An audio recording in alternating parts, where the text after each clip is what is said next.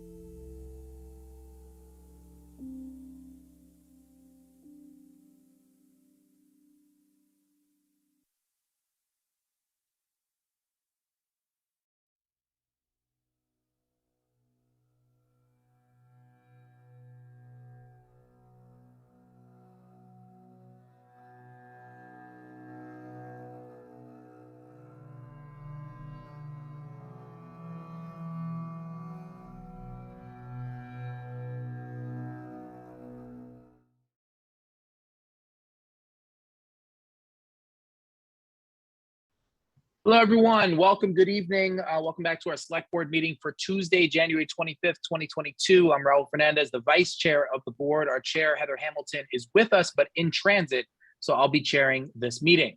As we begin, let's start with announcements and updates. And I believe that Miriam, you're going to start us off with announcements. Yes, thank you very much, Raul. I have a statement to read, and I want to thank Scott Gladstone for helping us coordinate this statement in compliance with open meeting law. So I really wanted to give a shout out for that. But this is a statement from the Brookline Select Board. The recent act of hostage taking in Colville, Texas is one but of several instances of resurgent anti-Semitism. The armed attack on worshipers at Congregation Beth Israel was fueled by a fantastical conspiracy theory of outsized Jewish power, the very same anti-Semitic trope that fueled hatred and terror in Nazi Germany, and indeed throughout history. Dehumanizing, demonizing, or stereotypical allegations about the Jewish people must be condemned whenever and wherever they arise, whether in Colville, Texas, or in the attack on Rabbi Shlomo Naginsky on July 1st, 2021 in Brighton, or in anti-Semitic graffiti on the grounds of the schools, and in the recent hate-inspired attacks on this very select board, individually and collectively, via emails replete with Nazi symbolism sent by critics of the town's public health policies.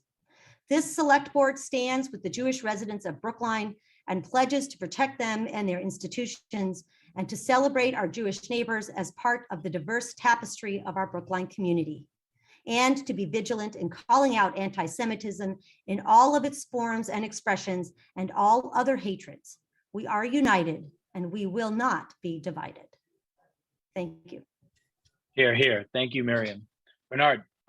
Yeah, I'd like to say here also, but I would also like to add to the statement, if you don't mind.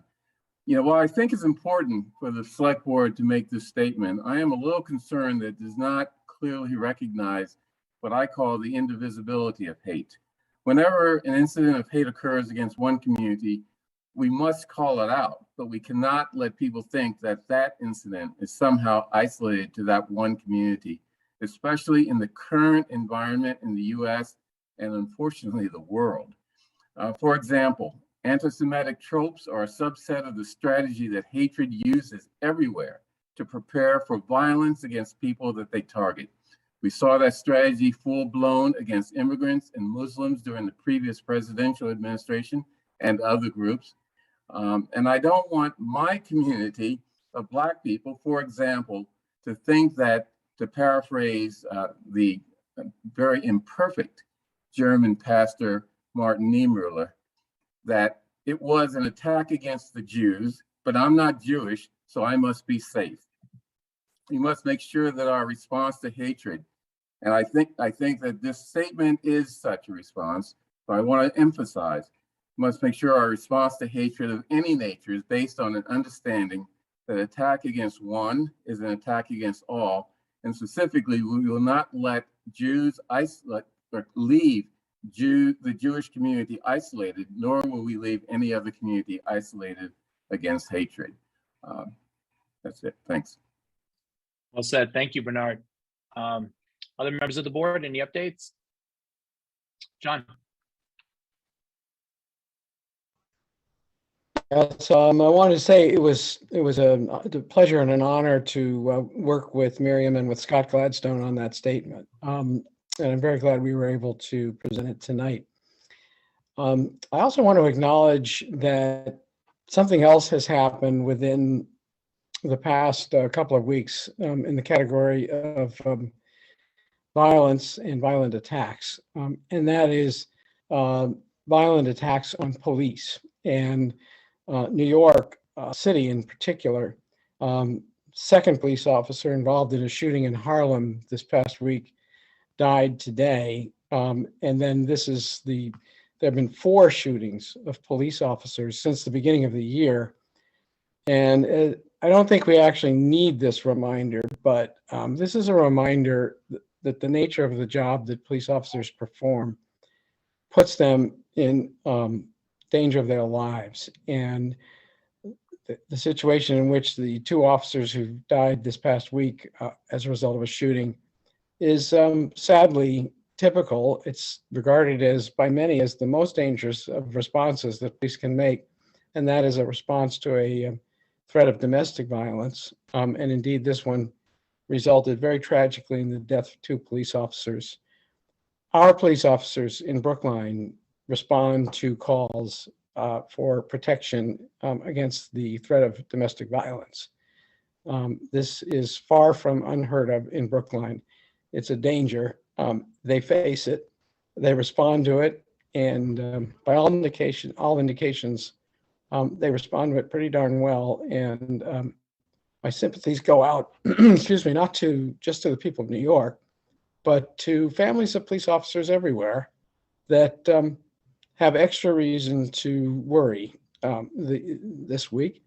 And I hope we'll not have a repeat of these kinds of shootings in the near future. I think sadly there will be more of them, but we need to do what we can to make them as minimal as possible. And I'm glad to see that the mayor of New York is taking that approach. Thanks, John. Miriam? Yeah, thank you. I have a few announcements I just want to alert the public to. I will give you one domestic violence tidbit, which is the day in the United States that sees the most domestic violence, Super Bowl Sunday. So I do want to let everybody know there are a number of spots still open for the vaccine clinic in Brookline this Thursday, January 27th. And if your child is eligible, this is an excellent opportunity, or they have first dose and booster doses. The clinic is from 3:30 to 8 at the BHA Trustin building at 13 Egmont Street. And if you, I will put the sign up in the chat when I'm done with the rest of my announcements. Please consider taking advantage of this opportunity to get vaccinated and boosted.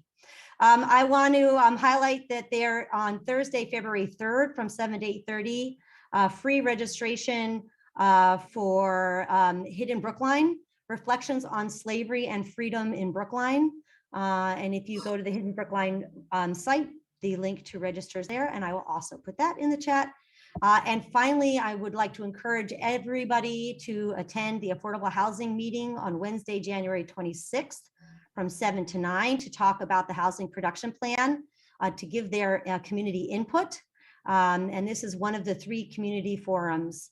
So please, I will also put that registration link in the chat. Please share widely. And finally, the town administrator will have a budget proposal on Thursday, January 27th from 7 to 8:30. And Mel will talk about, and Melissa, I think too, how the town makes certain budget decisions. Before I was a select board member, I went to this and it was fantastic. So I encourage you to attend if you can. And of course, I'll put that link in the chat as well. That's it. Thanks, Miriam. I was going to say that Thursday forum, if you have not attended before, is really well received last year. And if you want to know how the budget is cooked up, I highly recommend that you attend that or watch the reporting afterwards. Bernard. Yeah, if you don't mind, I'd like to sort of follow up on John's comment and sort of add an aspect to it that I think that sometimes we overlook. You know, it's a domestic violence situation. I mean, those are the absolute worst situations for police or anyone to be involved with. But, you know, our hearts go out to the police who were killed there. And, you know, but it's not just the police and the perpetrator that we have to be, you know, focused on. That community was terrorized by people like this. You know, domestic violence cases, many times the violence is not just against the spouse or the children. I mean, it's against the entire community there who may either know or actually be involved with incidents with the perpetrator. So, you know, let's just remember that a community is being affected, and, you know, the police go in not just to get the perpetrator, the bad guy, but also to give some protection to that community who is suffering as a result of, you know, that is just one of many types of violence that occurs in this society. So, thank you. Thank you, Bernard. Okay, if there's no other updates from board members, we do have Chief Sullivan with us today. In addition to being our fire chief, The chief also leads the town's emergency management and response. I'd like to give the chief an opportunity to talk about warming centers and give an update on the extreme weather that we've been facing. I wanted to invite the chief here tonight, particularly as we think about those folks who are unhoused in our community, and where it is that they can go, and how we're supporting them through these really cold temperatures, and of course any other updates you'd like to provide, Chief. Are we gonna have public comment afterwards? We will. Okay. Yep. Well, thank you for giving me the opportunity to just give you a little bit of an update on our warming centers. Much like our cooling centers in the summertime, these are obviously driven by extreme weather conditions. And those weather conditions are monitored by a host of people, including the emergency management team, as well as the public health director and the town administrator's office. And collectively, we look at a criteria for extreme weather in the summertime and in the wintertime using a metric that is commonly used in other communities. We fairly well follow the Boston model, as much as we're right next door, and they have a much more robust emergency management functionality than we do. We're spinning ours up, and we're doing the best we can with what we got, and we're proud of what we have. There's essentially two levels. There's an advisory, and then there's an actual declared emergency. And the public health director is actually the one who is responsible for giving the town administrator, and through the town administrator to the select board, the information about the weather that is pending. We look at wind chill factors and essentially an advisory threshold for 1 day or more, or the 0 degree Fahrenheit or below wind chill factor would be an advisory. And then when you get to -10 degrees, then you get into the emergency. There are several different discussions that can be had as to whether we would open a warming center or our warming centers on just an advisory. For the most part, emergencies are a yes. Advisories, we have to look at the totality of how things are going. So if it's going to be a one and done, one overnight or 1 day time, we probably wouldn't go to the extreme, not the extreme, but to get all of the ducks in a row to get the warming centers open for 1 day of 0 degree Fahrenheit. But we certainly would when we get to that -10 degree wind chill factor. Obviously, over the course of the last 2 years, we've had challenges with that, with COVID and congregating people together. That has caused us to have some challenges over the years. In fact, last year we did not open any warming centers at all in the town because of the fact that all of our public buildings were closed to the public. This year we do have the opportunity to have the vaccines on board, as well as masks and other opportunities that we can to keep people safe. So we do have our public safety building, which is open, and we use the community room. And unlike Boston, that is actually a facility that we would keep open 24/7 if need be. Boston only uses their centers from 8 a.m. to 6 p.m. Generally speaking, the largest capacity that we have is in our libraries. And that is, unfortunately, right now, the library board has closed the libraries. So that takes 3 of our major warming centers kind of off the table for right now. And the other is the senior center. I had conversation again with Ruth Ann Dobek today, and she wanted me to assure you that even though programmatic, the programs at the senior center are not functioning right now as a result of COVID and the restrictions and trying to keep people safe, she would allow and open the senior center for a warming center if need be. So we do have 2 of our 5 that are available to us. And that's where we stand with that. Hopefully the board of library board will see fit with the the changes in the spike of Omicron to soon open up the libraries. And as we get into the traditionally, really cold February month, that we have those resources available to us. So that's where we stand right now with regard to warming centers. I'm happy to answer any questions. Thanks, Chief. Let's queue up board members for any questions you may have. I'll just say, Chief, I join you.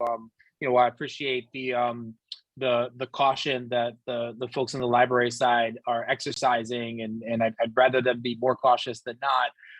It's really important to know that is a public space where a lot of people seek refuge for a variety of reasons, including relative to the cold. And I do hope that those, as other places like the senior center has remained open, town facilities have remained open, the schools have remained open, that we get the libraries back open as soon as humanly possible. I think that's going to be really important part of the safety net that we have. Bernard. I was just wondering if on the weekends and holidays, if the schools are not available also. I mean, of course, it depends on whether the cold days occur on those weekends, but still, it's a backup option. Yeah, we've had discussions with the school folks over the course of time, and that has not traditionally been a place where we have utilized public spaces, but certainly worth further discussion.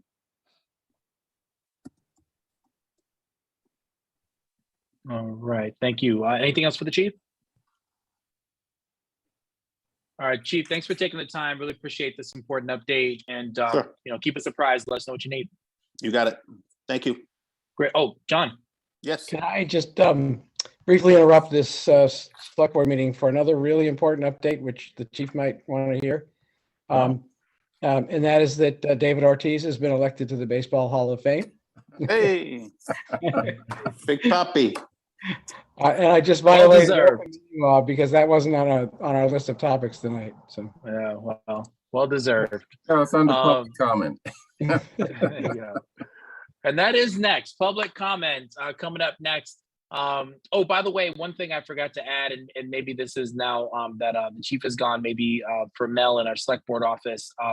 If we have anything like a graphic or anything like that about warming centers, I certainly would be happy to share and amplify that. And so I know sometimes we put out something on social media and elsewhere about these things. If something like that gets created, I'd love to be able to share that. So thanks.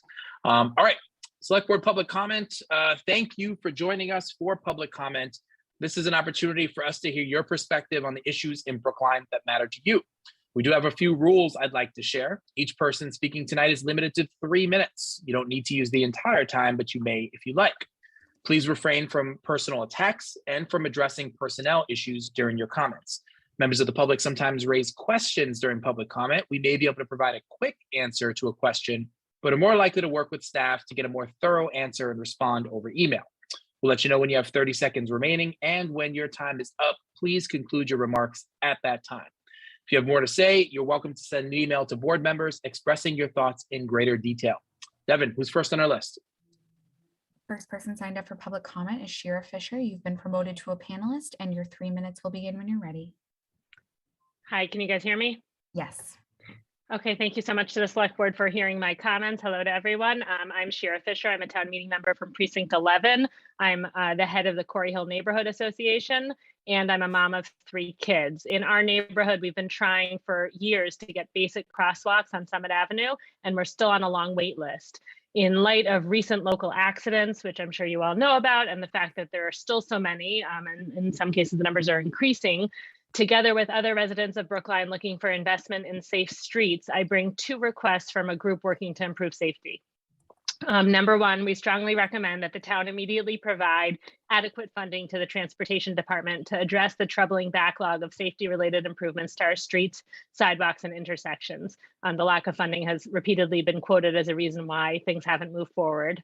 And secondly, we'd like to ask that you consider funding some or all of this needed resources by implementing a meter fee increase. We have submitted a petition signed by over 300 residents supporting this idea. Thank you very much for taking a look at that petition and for letting me speak. Next person signed up for public comment is John Bowman. You've been promoted to a panelist. You can unmute and your 3 minutes will begin.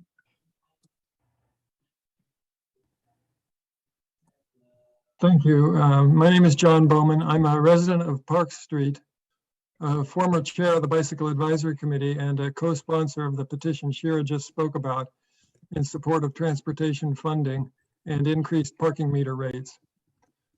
Our major streets are in need of protected bike lanes to make them complete, as is documented in the town's Green Routes Bicycle Network Plan.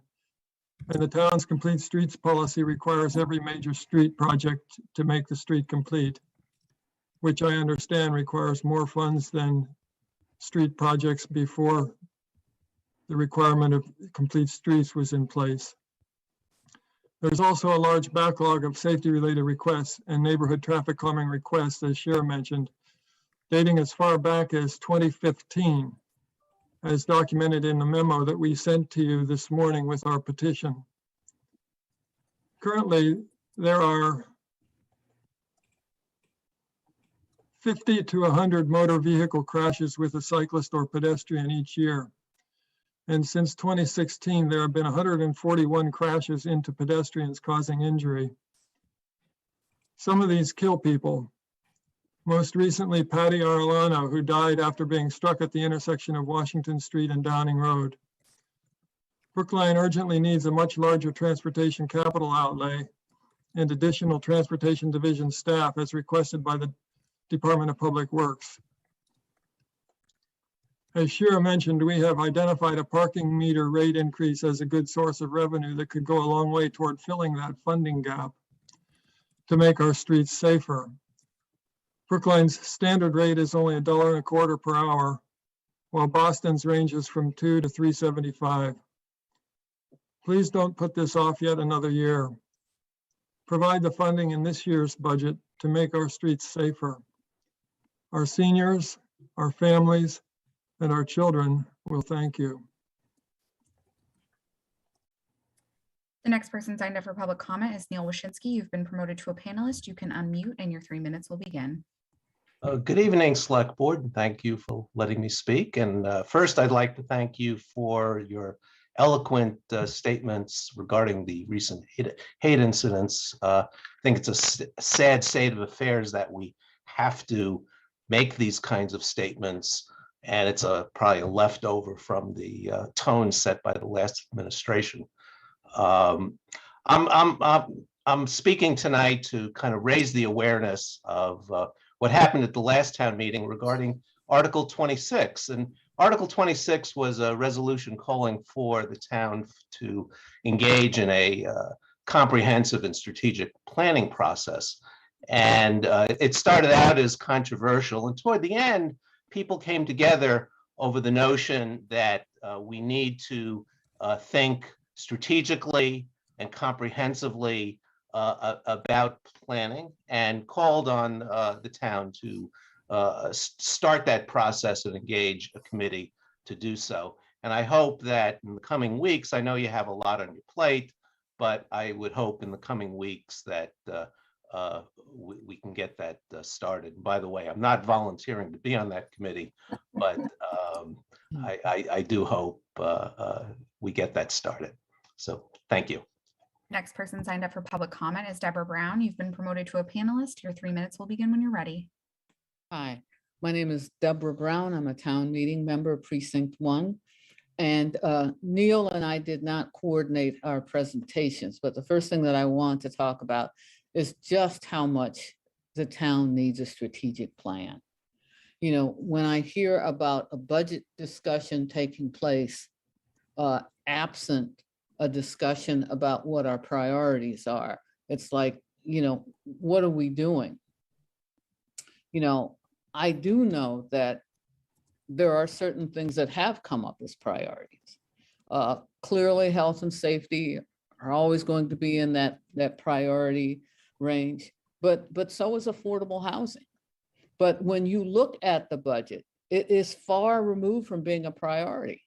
When I think about basic needs like food, there is nowhere in that budget that's a line item that says food security.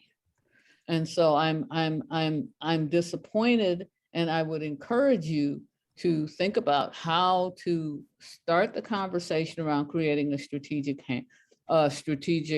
plan.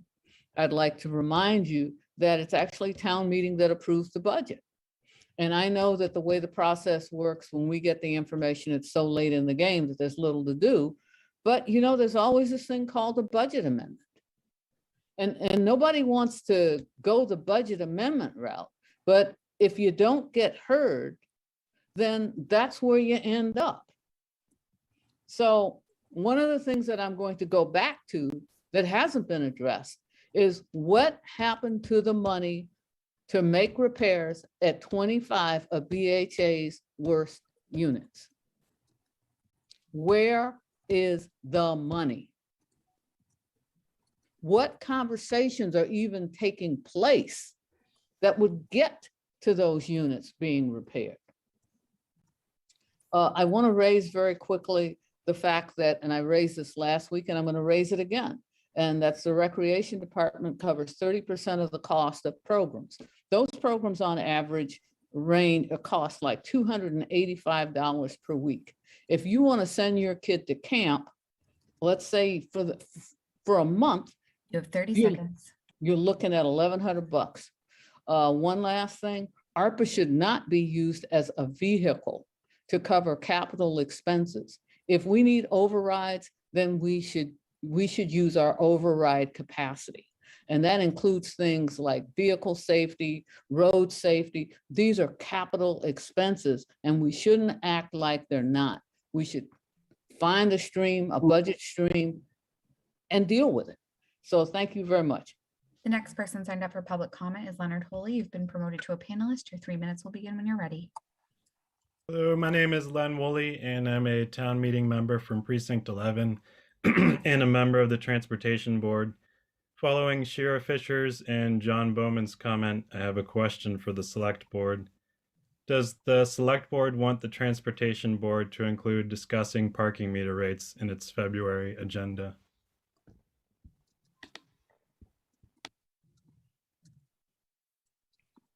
Okay, as we promote the next person, I'll just let you know it's difficult to get a read for the entire select board in a meeting like this and for a conversation that hasn't been noticed yet.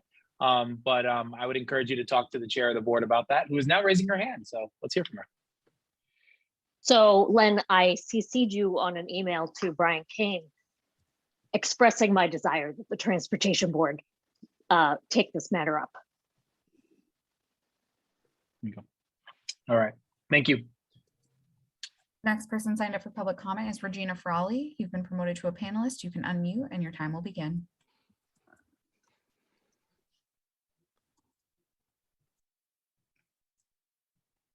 Regina, you're muted.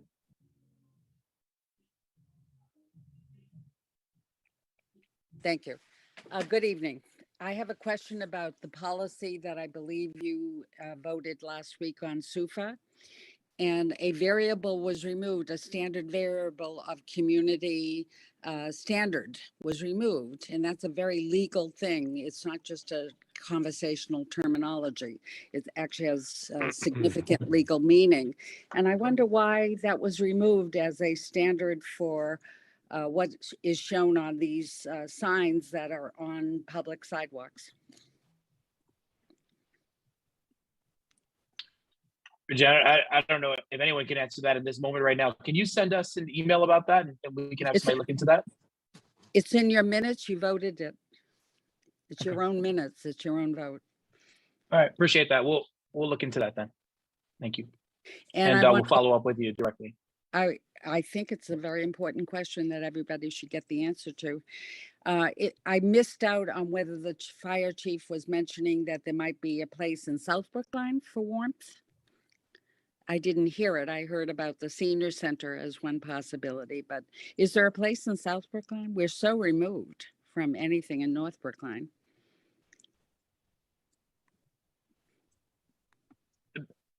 Mel, is that something you have an answer to, or can we follow up? Well, just the library, but as you pointed out, the library is temporarily closed, but generally the library is included in that those centers in Putnam.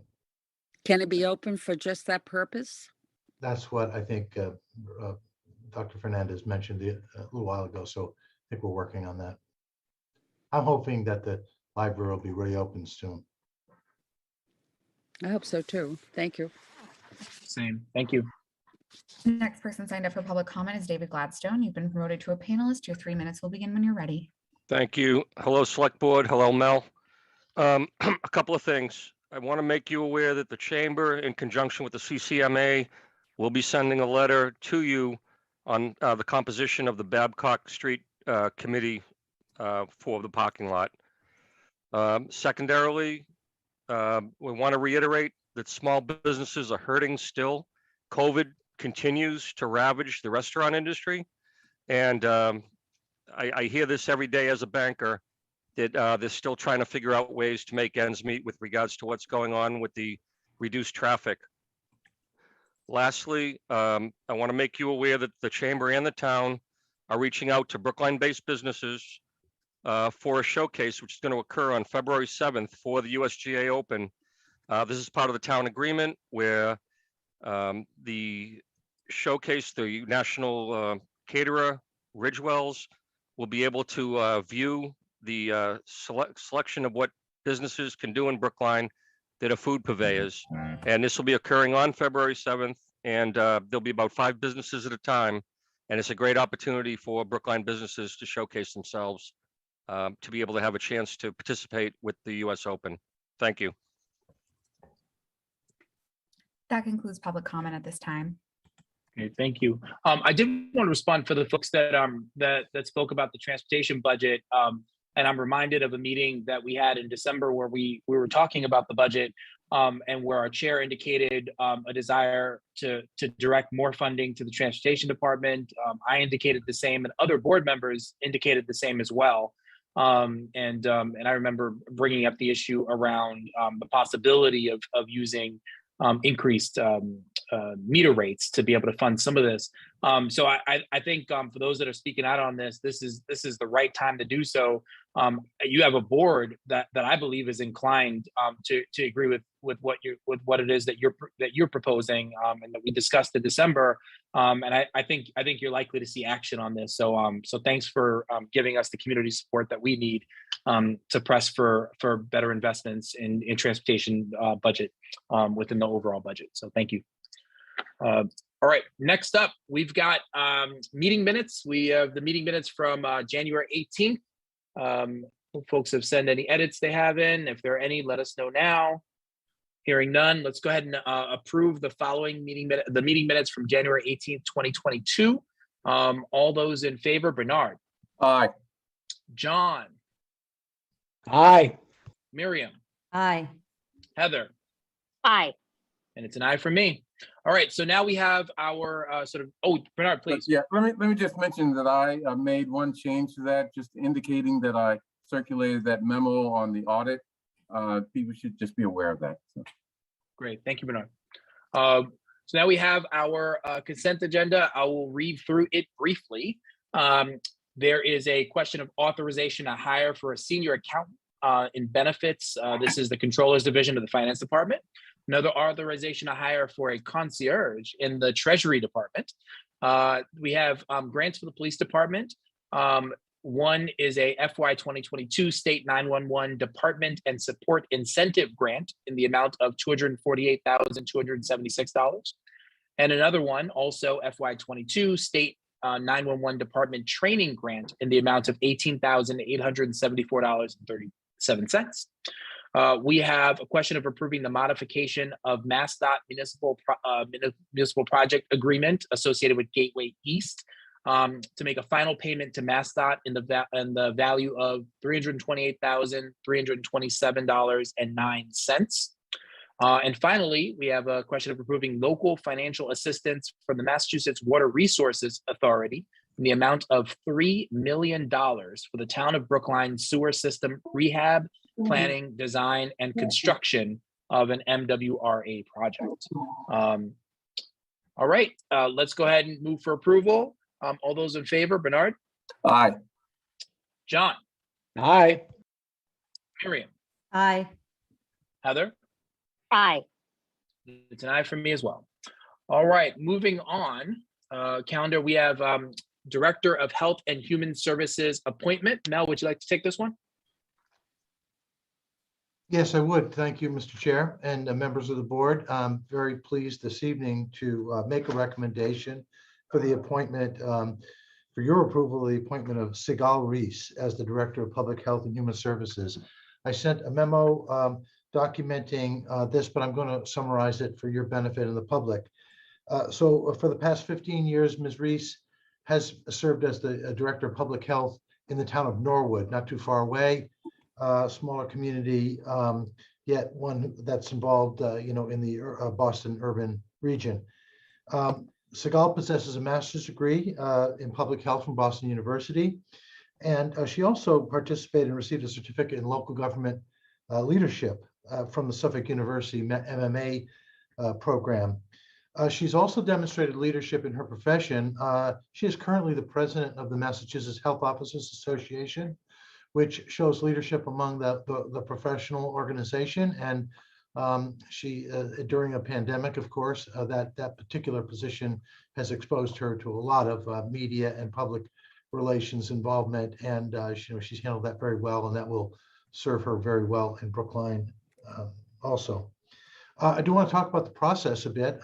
So as you know, the Town Administrator Act vests in my position, the Town Administrator, to make recommendations to the Select Board. It's very important, since the Select Board can only accept or reject those recommendations. It may not then decide to select another individual. So it's very important for me to have a robust process, a process that engages the community and is representative of what the community wants. I also have a member of the Select Board always on these search panels that I convene.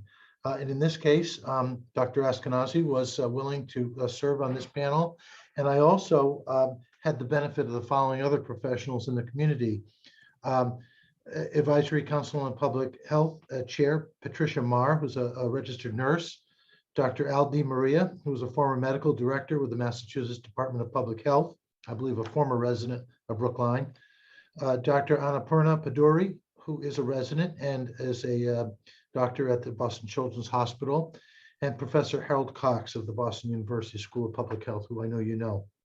I also retained a search consultant, Community Paradigm Associates, to help to support the town with a robust recruitment process and other related services.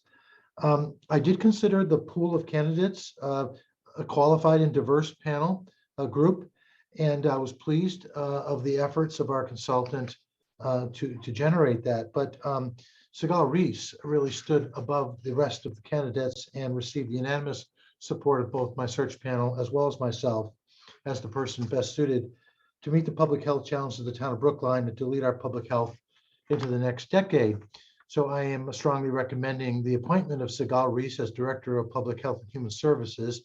And if accepted, Ms. Reese will formally transition to her duties in Brookline on February 28th, which will be very welcome news for Mr. Maloney, who I know this is really an evening for us to celebrate Sigal's accomplishments and my recommendation, but it would be remiss if I didn't mention the tremendous commitment that Patrick Maloney, who is a retired member of our public health department, coming out of retirement and helping us during this transition during a most difficult time.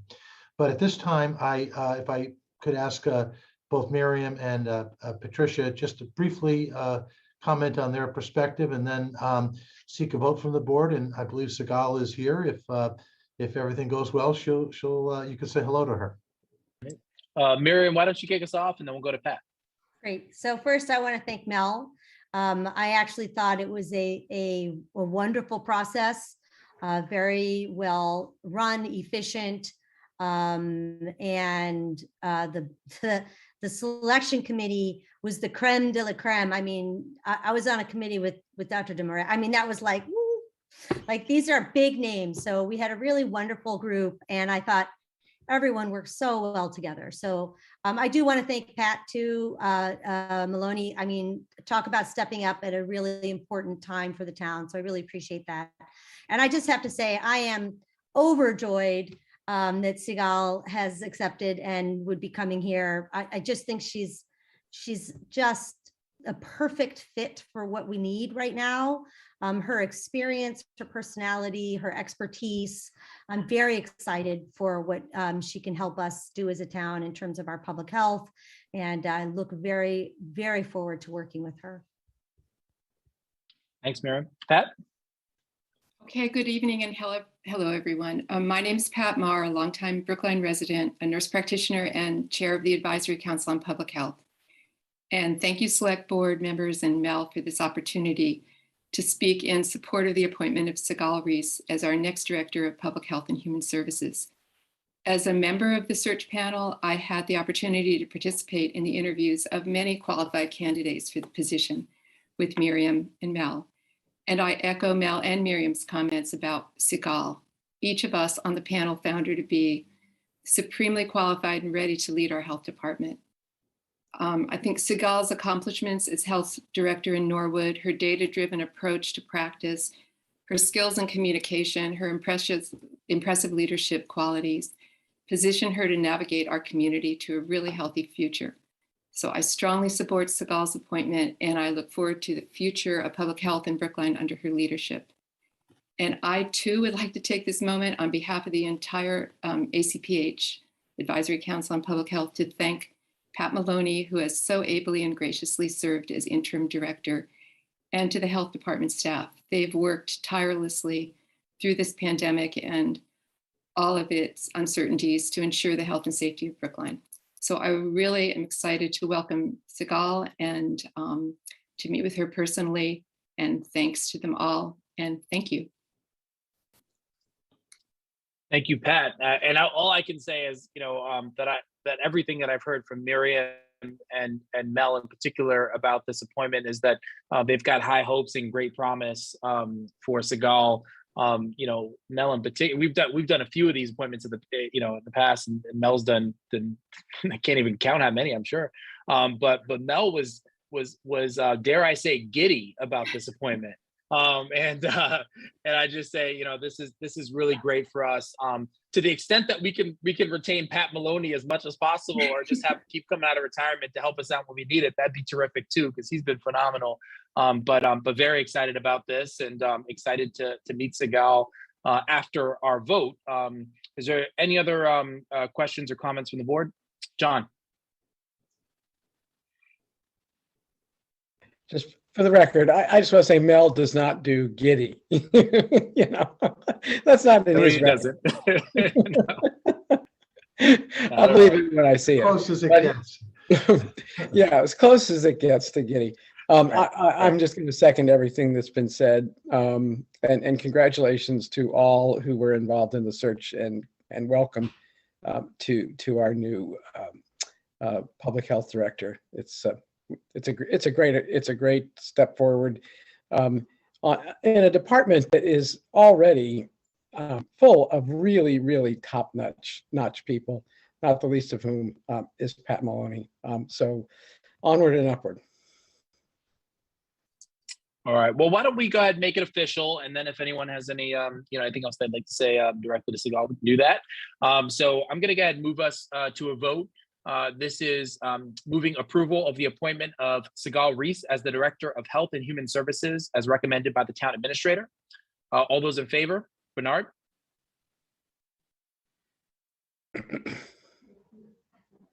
Aye. Heather?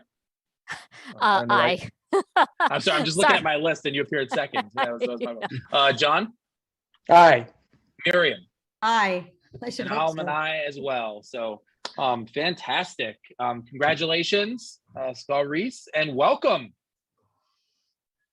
Wow, thank you. Those were some of the best compliments I've ever received, and I'm sitting here definitely blushing.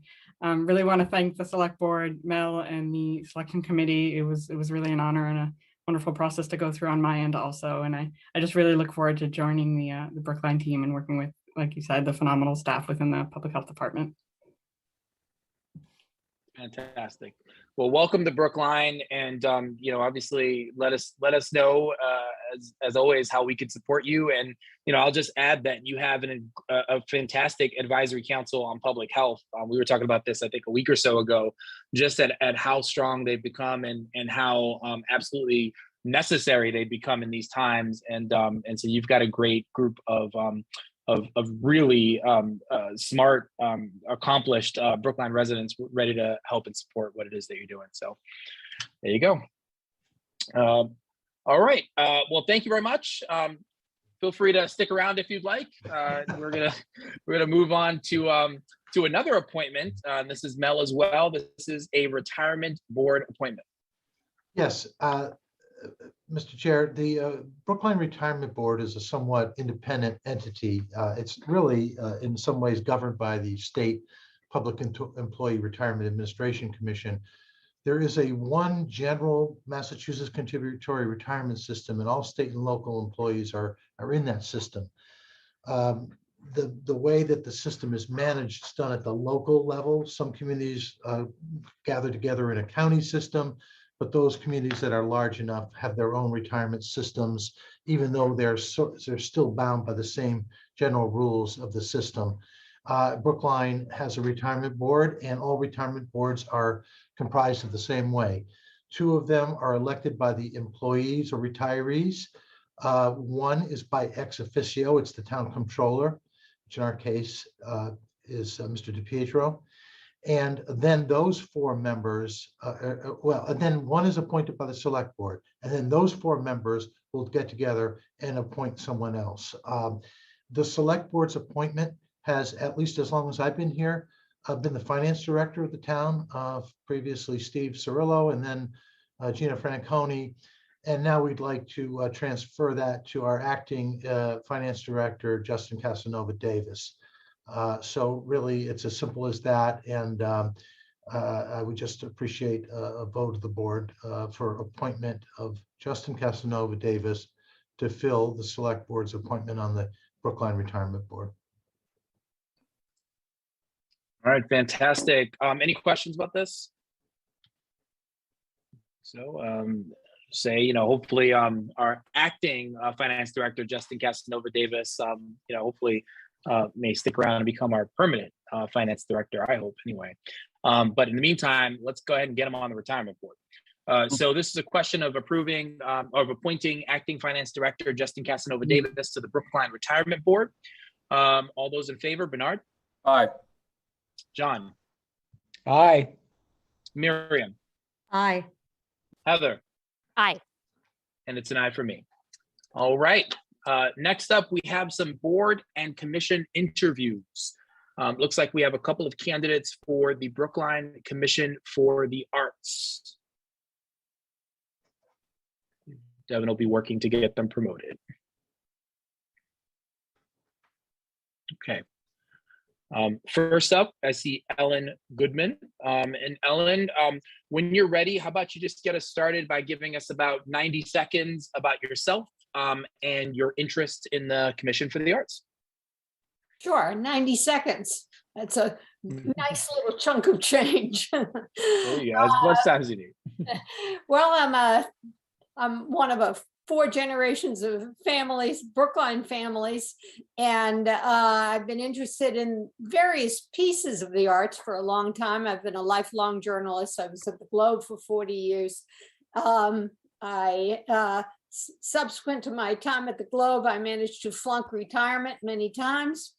And one of them was as a founder of the Conversation Project, which is a public engagement campaign to have people's wishes for end-of-life care expressed and respected, which gave me a lot of time to a lot of interest in nonprofits and also in communication.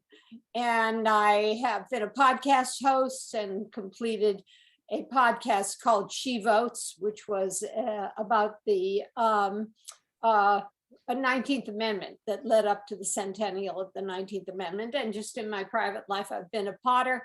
Having started at the Brookline Arts Center many years ago, many more years ago than my pots would show, Uh, and it seemed to me, and I've also been on several boards, and two boards in particular, the Conversation Project, but also encore.org, which some of you may know, which is the subtitle is Second Acts for the Greater Good. And Encore is now very much engaged in intergenerational work. And as a board member for Encore, it sort of is part of what I think we could be doing with the arts. So my general belief is that Brookline has a great opportunity and a population very much interested in the arts. And we have the chance to beef it up quite a bit. That would be my general sense of that. If I haven't used up my 90 seconds, I would add two things that interest me in particular that we've talked about. I don't know if Salman Hussein is on this call, the emerging artist, but I know he's also been interested in doing a survey for Brookline citizens of, what are we interested in? How can we come together and enlarge our profile as a community that's in such a great arts, larger environment and has so many artists of so many different kinds, but has a lower profile than some of our neighbors in that. And the other thing that I've been interested in because of my work with Encore, which has very much been moving towards co-generational work, intergenerational work. We have the two largest groups of people in this world who are suffering from isolation and need connection with each other. And those are groups, demographic groups that are probably overrepresented in Brookline in many ways, an older community and a younger and more diverse community. And I think we have an opportunity to use the arts to build a sense of community, a greater sense of community. And all right, Ellen, I'm gonna stop you there because I think you're gonna get some questions about this, or at least you're gonna have one for me if no one else. But great intro, and I'll say a life well lived.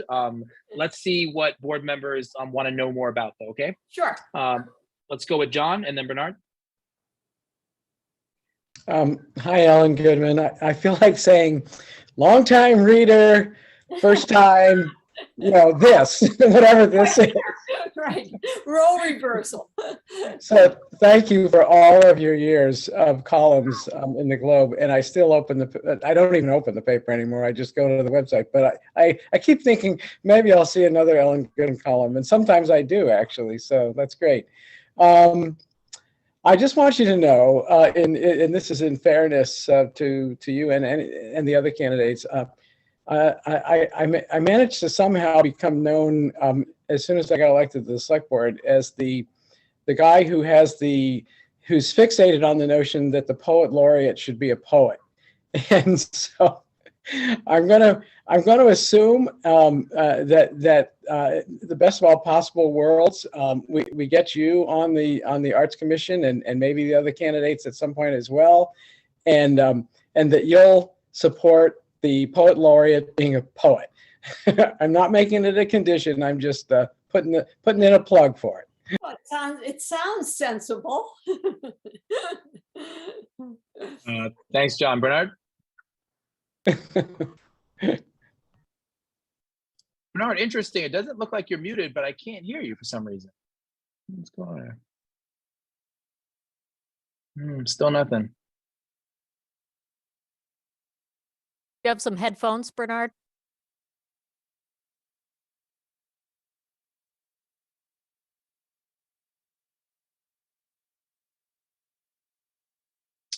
Well, while Bernard sorts that out, and Bernard, interrupt me anytime if you get the sound working.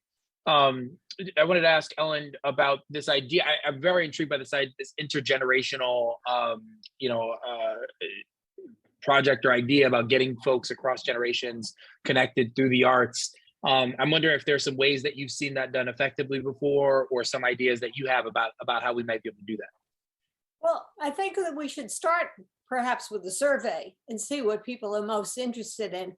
But we have a group of communities that are somewhat age segregated, and that if we can bring those together, that would be terrific, and bring it together through whether it's music, or poetry or the visual arts. I think that's a real possibility of doing that. And part of the way to do that probably is to get the arts infiltrating into all of the other communities, whether it's housing, which is a huge issue for the arts community, or transportation or parks.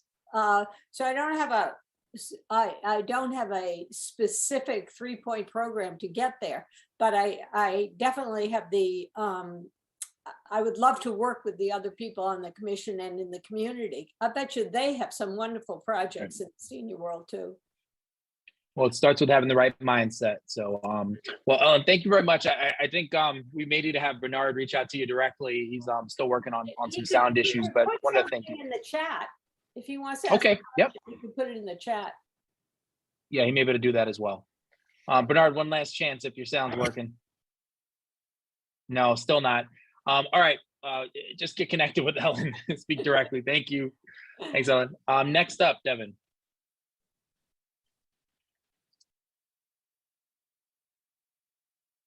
And I'm going to give it a go, and please correct me on the pronunciation of your name, but is it Rena Merkin? Yes, that's what it is. Fantastic. So you've got, 90 seconds or less, just introduce us to you and your interest in the Commission for the Arts. Okay, I was very excited when I read the tab and it said your town needs you. There are some commissions that need people. And I've always been interested. I've always had the energy. I never had the time. Kind of like what Ellen said, I flunked retirement, but this 4th time I've gotten it right. I figured it out. And I thought this is a great place to go. I was a high school principal for more than 22 years in Reading, Massachusetts. I was the principal of Wellesley High School and then Western Academy of Beijing for 6 years in China. So I had a broad experience dealing with students, with constituents, and with all aspects of education and the arts. We've done some terrific things in my years. One of the things we did, for example, in Wellesley, is we did a book in common. Every person in the high school, all the kids, all the teachers, and all the parents read a book. And then we had the author come and speak with us and discuss the book in common. And it really led to a wonderful conversation in families and amongst different generations. I think the arts is, I was thought about it, the Herodotus statement about if you have but 2 pennies, with one by bread and with the other by hyacinths for your soul. And I think the arts are the mark of a community. How, unfortunately, in schools, when budget cuts came, the arts were often the first thing to go. And that was a terrible era. And I'm pleased to say that in Reading and in Wellesley, we did not do that because we understood the role of the arts in all its forms. So I had applied actually when I retired to be a docent at the MFA and was accepted and was planning to do the training April of 2020. Guess what did not happen? So I thought, well, this would be even something more because I've lived in Brookline for over 40 years. My kids went to Brookline High, etc. And it would be lovely to be able to give back. And I think that being an educator, being someone who understands public situations, having been in public schools for so long, written millions of grants, deal with different constituencies, and understand that while it's a town and everyone is a member, a citizen of the town, there are different needs and different priorities in different constituencies within the town. So it would be a great joy to be able to bring some of these things together. That's terrific. Thank you so much. What a wonderful introduction. And thanks for your work as an educator. Let's hear if we have questions from our board members. Can you hear me now? Yes, indeed. Okay, I figured it out. All right. Good. Hey, by the way, I apologize for that. I thought I had fixed all my computer issues, but I haven't. But no problem, Bernard. All right, we've got John with the hand up. Let's go to John and see what else we have. Excuse me, I just want to thank Rena for applying, and frankly, I'm just blown away by the qualifications of the people who are appearing before us for this Arts Commission. And if we have to, I'm going to vote that we form 2 Arts Commissions, because we seem to have an abundance of really top-notch people. So, Rena, thank you for that account of your very, very interesting and valuable experience, and I do hope we get to take advantage of it. Thank you. Thank you, John. Other questions or comments from the board? Bernard? Well, let me try to sort of form my question to Rena, or the question I had for Ellen Goodman to Rena. And that is, do you have any thoughts on how we can enhance the appreciation of and understanding of art in town? At the Martin Luther King Celebration Committee, we try to use poetry as a way of helping people understand both the movement, for civil rights, as well as expanding people's appreciation for the way that those struggles were carried out. Do you have any ideas on how we can sort of help the community see art not just as a nice thing to look at, but as something that really enhances your understanding and appreciation of everything from politics to civic affairs? Some of the ideas would be film and film festivals with speakers and follow-up questions and projects relating to that.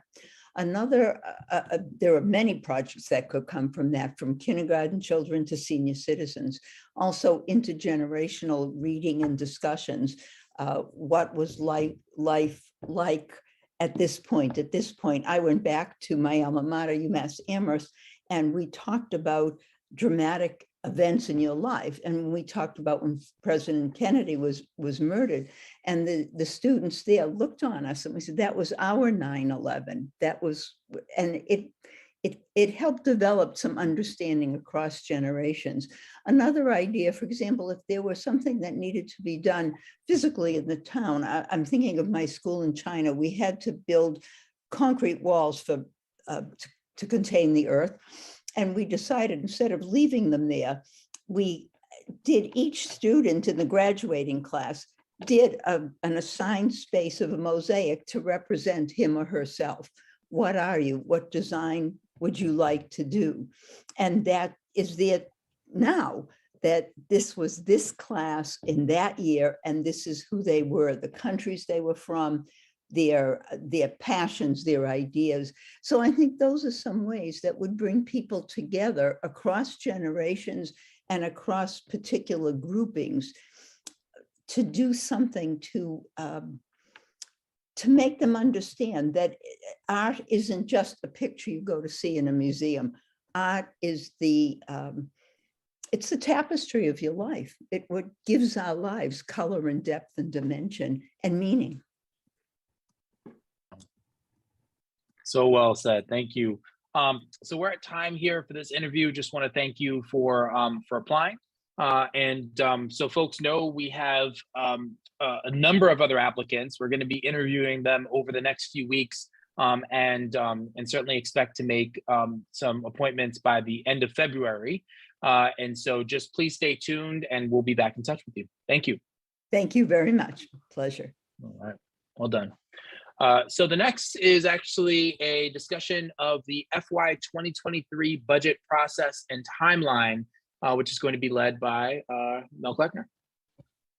Thank you, Mr. Chair. Again, we want to make some comments. I'm going to ask Melissa if she could help me after I make some general comments to give you a better sense of the time frame. And this year, I think, is a very unique year because the budget, we can't divorce the budget from the ARP funding that the town has received and is eligible to program.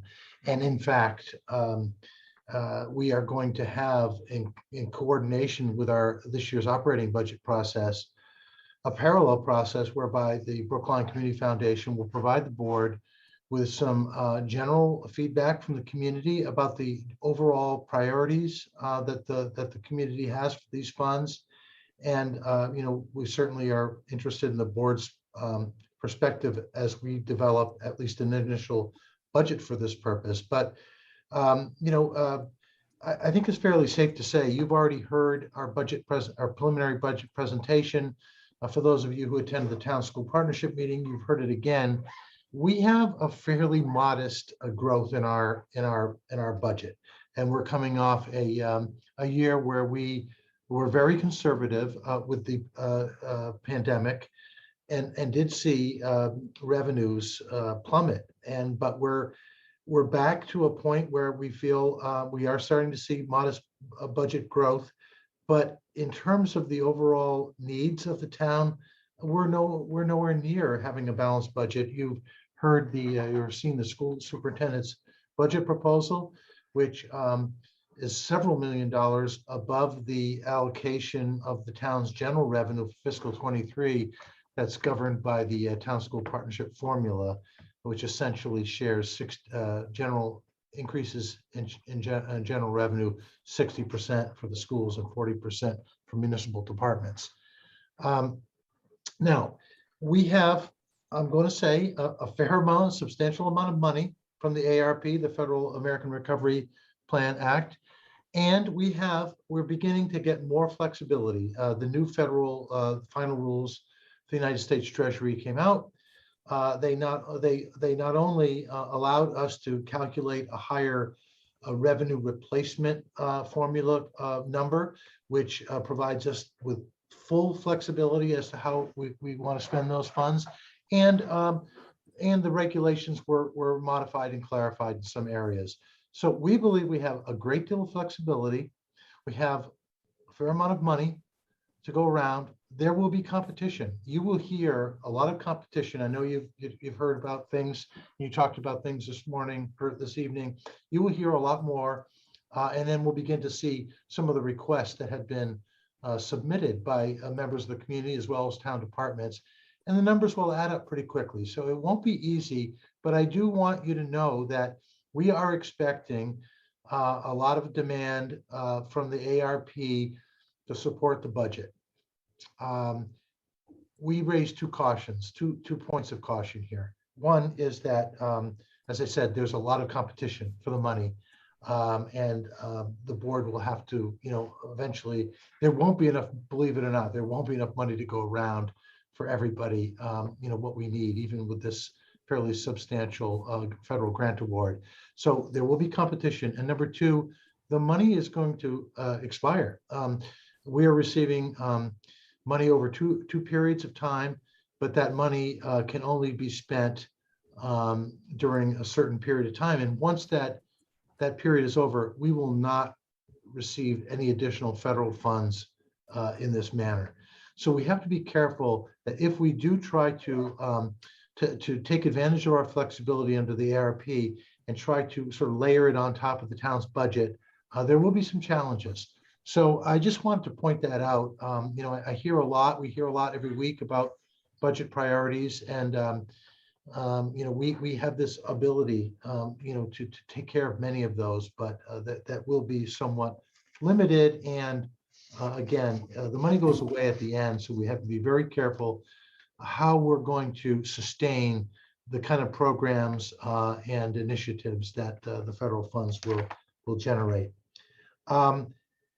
Having said that, you already heard that we're preparing a budget forum on Thursday evening of this week, where we hope to engage the community some more and educate the community some more.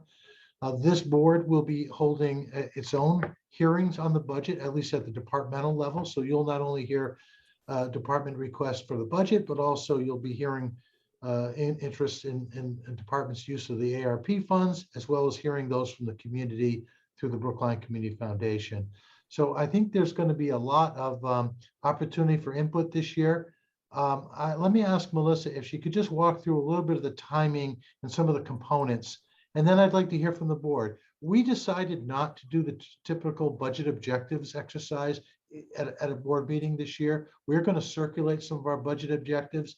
Our thought was the budget objectives were too project and narrow specific to have this kind of appropriate dialogue for the board on bigger priorities. So we're going to ask you to address some of the budget objectives that we have in our budget document offline. So really what we're interested in is trying to get the board to come to some consensus around some major priorities of the budget where it can help us make some of these final decisions. Having said that, Melissa, would you mind just presenting those slides where you're documenting the various things that are coming up? Sure. So just wanted to kind of share just a summary of kind of what we've accomplished so far in the budget process, and then kind of what we have left in terms of milestones and review dates. So our budget kicks off really shortly after the 4th of July, actually, especially with the capital plan over the summer. But we essentially send departmental budgets to department heads to start their work in September of 21. And so they've got about a month to turn that around and submit their requests back into our office. And then we meet with every department and go through their objectives and their requests and the demands that they're seeing, and then their priorities for the requests that they have submitted. Around December, we are presenting the board with the financial forecast, where we essentially show our current projections and the budget gap that we're facing as we're kind of going into the year. And then this year we had a discussion with the select board about their priorities and things that they'd like to see, and that helps Mel as he's kind of formulating his strategy for the budget as well. And then in December and January, after the departments have met with Justin and myself, we put them in front of Mel for some of the harder decisions that need to be made around prioritization of funds. So then that brings us to kind of where we are moving forward. And so, Mel mentioned the budget forum. We'll be educating people on the budget process. We are expecting that the Community Foundation will be ready to present their report on February 8th. That will help us kind of air some of the issues that have come in through these forums that they've hosted. I think there's been a lot of questions about, well, departments have submitted, when are we getting our funds? When are things happening? I didn't want to put forward departmental requests and then have it be perceived as a head start in the process. I wanted everyone to kind of start at the same point, so that way all the requests could be viewed within the same kind of time frame. And of course, we obviously had our emergency budget that was approved last week. And as there are other emergent needs, we'll continue to put those forward. So the financial plan will come out in February. And so we will be working on Mel's budget message within the next couple of weeks. And, knowing that he has an understanding of the departmental requests and what we weren't able to fulfill through the general fund, we may make a recommendation on potential funding through ARPA to support some of the demands that departments are seeing, especially around services and services that are related to the pandemic as well.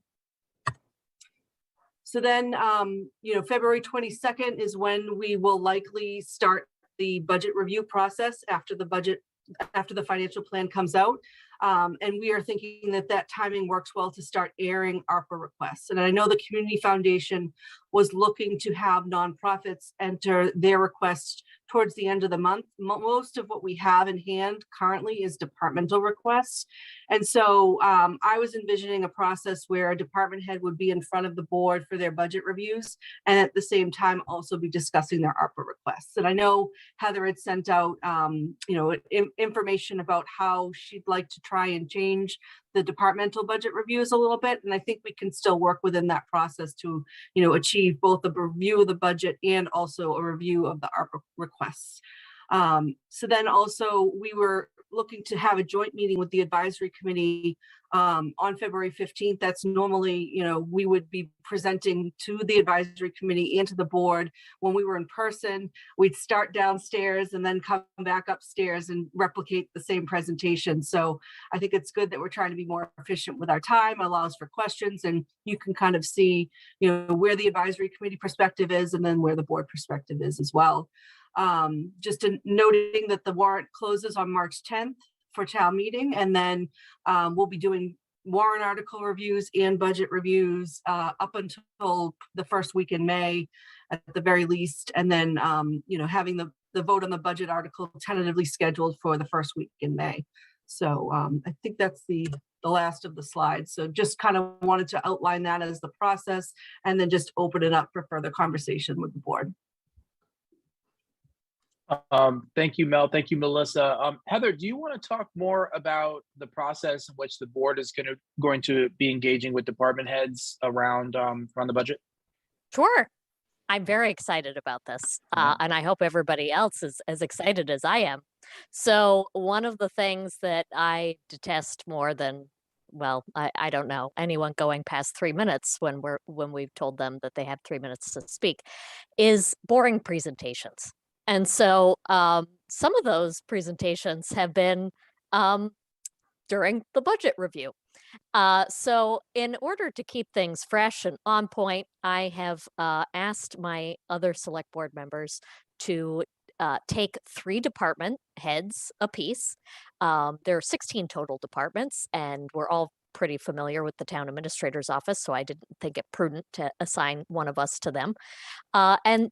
And we are going to sit down with those department heads, maybe virtually, maybe physically. I'll leave it up to you guys, and walk through the budget. And then the presentation before the board is going to center around 3 main points. One, what have been the biggest challenges or accomplishments in the past 2 years? What would they do with an unlimited budget? And where do they see their department in 5 years? And I think that will help us to really keep the discussion at a fairly high level, because I know our advisory committee with all of its subcommittees really gets into the line item detail. And I just, over the years, I've learned that it's not really that helpful, at least at the select board level, to get into that kind of detail. So I want to keep it high level and to keep things interesting so that we're all paying attention to each other's presentations. At the end, we are going to play Brookline Budget Jeopardy.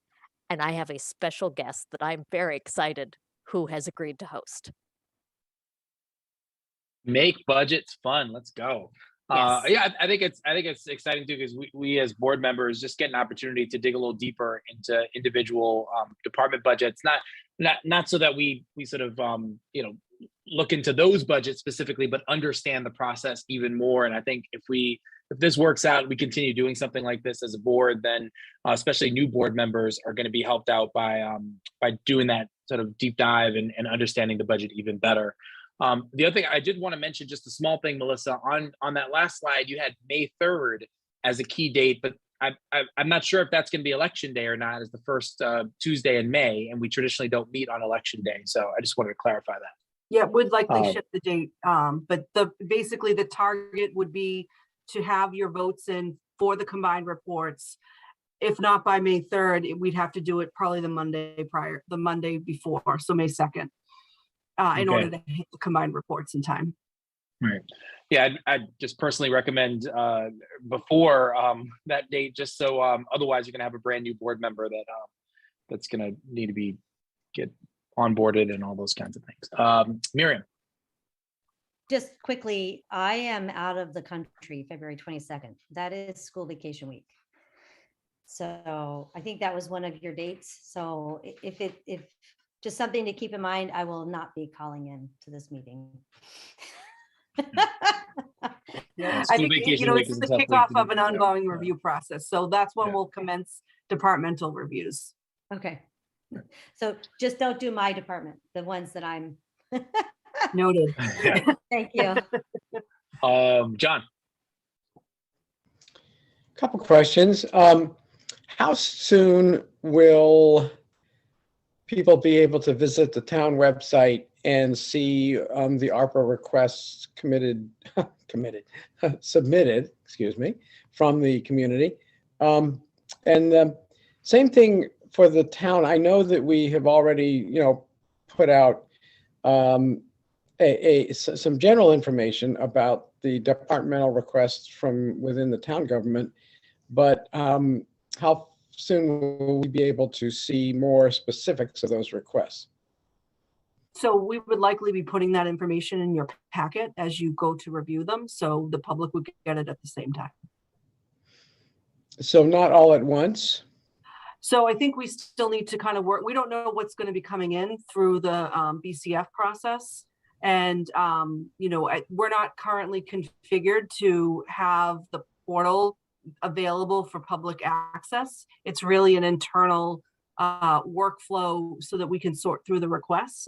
And so we need to figure out what the right format is for the board to view those requests, and then the public will have the same access. Okay. Thanks, John. Other questions here? Okay. I'll note, and we do this often on the board as well, but this is also an opportunity as we meet with department heads individually, but then also have these collective conversations to talk about equity and how our budget is pressing forward a lot of the equity issues that we talk about as a board. So I know that's one of our priorities as a board, and so we'll have an opportunity to talk about that as well. John, another question? Yeah, somebody else better start asking questions, or I'm just going to keep coming back. That's all right.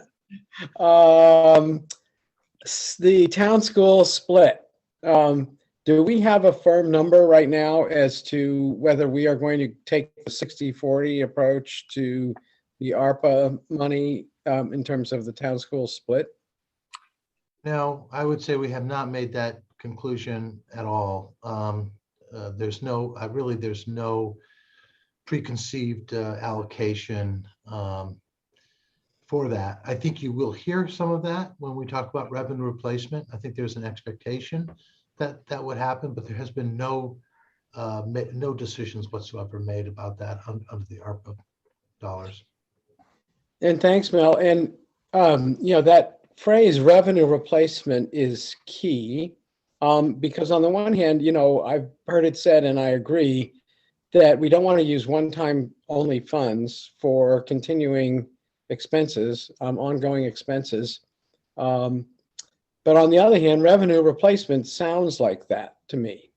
The way we see this, John, is that, there is this assumption that communities have lost revenue directly related to the economic impacts of the pandemic.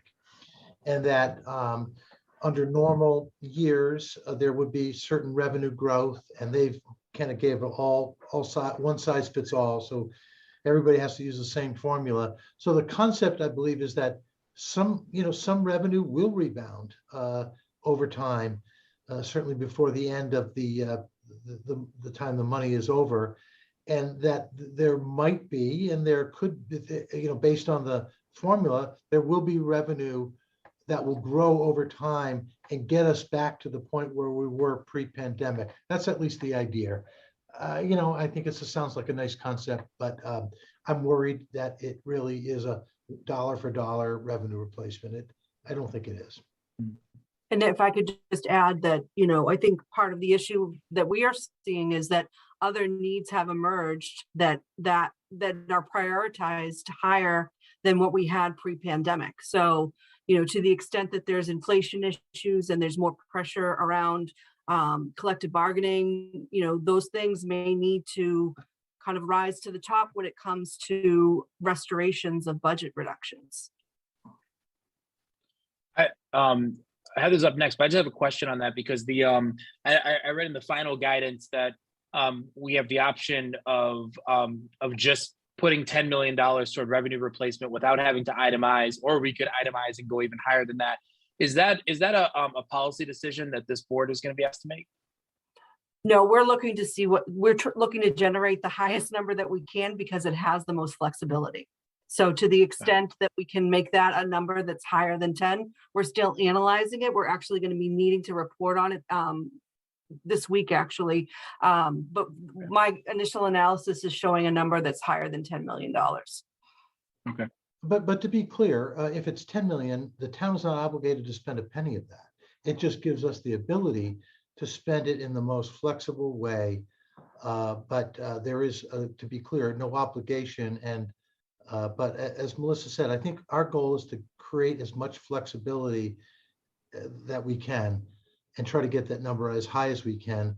But ultimately, it's the board that will decide how the money's allocated and looking at some of the other criteria and the other categories of expenditures as well. Got it. Heather?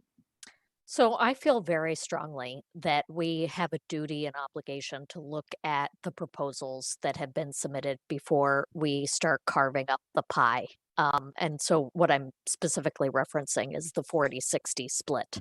I, for one, just kind of want to see the themes of the types of issues that people want us to consider before I start allocating any of those funds. And then there was a comment in public comment that kind of bothered me, which was this money shouldn't be spent on capital. And I actually think that that's the other way around. I don't think that we should be spending this kind of money. I mean, revenue replacement aside, that's the must-haves. This is kind of nice to have. I realize that there are a lot of critical needs. But this money is found money. It absolutely should go towards capital expenditures. What we should try really hard to avoid is operational expenditures, because that's when you start to get into the gray area of, okay, in 5 years when this money goes away, how do we continue paying for those things? Thanks, Heather.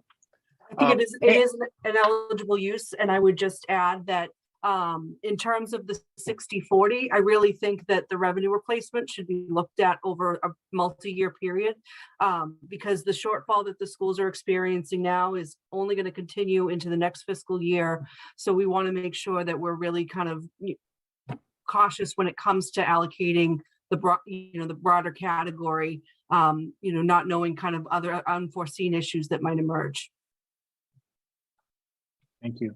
Can I ask about local aid? The Lieutenant Governor was at the Mass Municipal Association meeting at the end of last week and made an announcement about local aid. And we're in this time where revenues are way up. I think something like 22% tax revenues, but a very modest increase in local aid was announced. I know the MMA is going to be pushing back and trying to get some more money for communities. Is that something we need to get involved in and making the case for, or what do you think is going to happen there? Are those numbers going to go up? Yeah, it's a good question. In the last few years, frankly, the administration has treated local government pretty well when there's been revenue issues. This year, inexplicably, they seem to be very stingy with their revenue projections of a 2.7%. Certainly, their performance is much higher than that. The governor has indicated that maybe he'll submit sort of a one-time supplemental allocation. That doesn't really help us for fiscal 23 per se. So yeah, I think we as local officials should advocate for what we consider to be our share of the pie. If state revenues are going up, at least with the unrestricted general government aid, we should have that same percentage increase. 2.7% to me doesn't sound like reality, but we'll see. Ultimately, the legislature can overrule the governor's budget proposals. In Massachusetts, really, there's 3 budget proposals, one from the governor, one's from the House, and one from the Senate, and then it all gets reconciled. So yeah, I definitely think this board should make comments if they think we should get more money. I think Chapter 90, which is our Our transportation aid, the MMA has been somewhat critical of, given that that number has not increased, I think, in the last 10 years. And we rely a great deal on that. And, we talked a lot about, you heard the petition earlier this evening. Chapter 90 is state funds that comes from the gas tax and other sources. We need that. So the short answer is, yeah, we are using the governor's number to be conservative. We do believe it will go up, but it will be the result of a lot of political pressure normally, which is the case. Right. And some of those revenues are driven by increasing revenue from recreational cannabis, and as a host community for recreational cannabis dispensaries, we're contributing to some of those numbers going up. I'm not saying that we're the only ones that should be getting increases in funding. I think everybody should, but it's important to understand what's driving those increases, and that's certainly one of the factors. All right, Miriam. I mean, I think it's been said, but I think it's important to emphasize that, the town has a structural deficit and the school committee has the school budget has a structural deficit. And so when we're allocating funds, we should have to be so careful that we are not worsening that structural deficit, however it is we approach this. And so I think, even with revenue replacement funds, Mel really said it, we just can't add to that in a way that we can't sustain. And so to me, that's a really big overarching kind of focus on how we spend these funds and how we think about our budgeting. So I just think, we haven't really, I didn't hear that word structural deficit, and I think it really helps frame where we are with our budget. And so I want it out. I want, to be really clear. That's a real problem for us. And we really need to be prescient about it as we spend these new funds. All right. Any other questions or comments? John? So I want to do something that might be, rare for a select board meeting, and that is to heap some praise on the school department. Giving you a shout out, school department. I hope you're listening. The school department budget is something that everyone, I hope, will take a look at. And I want to thank, in particular, school committee member Mariah Nebrega, who made known to the email list of town meeting members that the budget was out, which caught all of us, I think, by surprise, because this is really early for the budget to be out, and it's wonderful that it's out. And invited all of us to read it. And I read it, and boy, was I very, very happy when I read it. I'm not going to get into the numbers. I've got some issues with some of the numbers, but the presentation is so good. It really helps the average person understand the budget, understand the operations of the school department, understand how you measure over time where your school department is headed, where the cost centers are, and where the centers of growing costs are, and really meaningful metrics throughout the budget, well organized, presented clearly so that the average person like me, I call it, budgeting for dummies like me, can really get it. And there's a narrative that ties the whole thing together so that you understand more by the time you reach the middle of the budget than you do at the beginning, and you understand even more by the time you reach the end. So not sure what rabbit was pulled out of what hat in the new leadership in the school department, Dr. Guillory and Sam Rippon in particular, but somewhere in there they found the magic for doing a budget document that is unlike any previous school department budget document, and it's a really good one.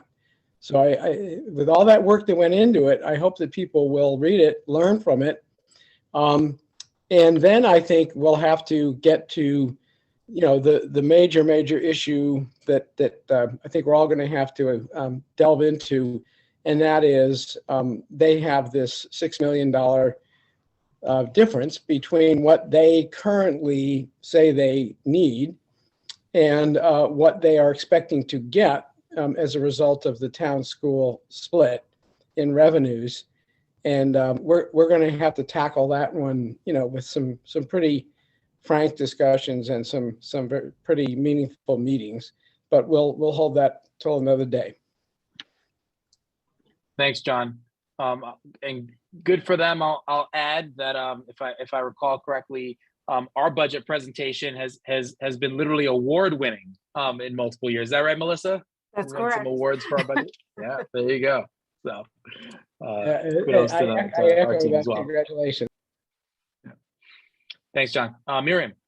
I'm just gonna plug Mel and Melissa's presentation again for those who want to learn how the budget is made in Brookline. It really was fantastic. I mean, I didn't yawn even only half a time, but it was really good, very informative, and really gave me a lot of insight into the budgeting process for the town, which is for somebody who does budgets as a part of my day job is really unique.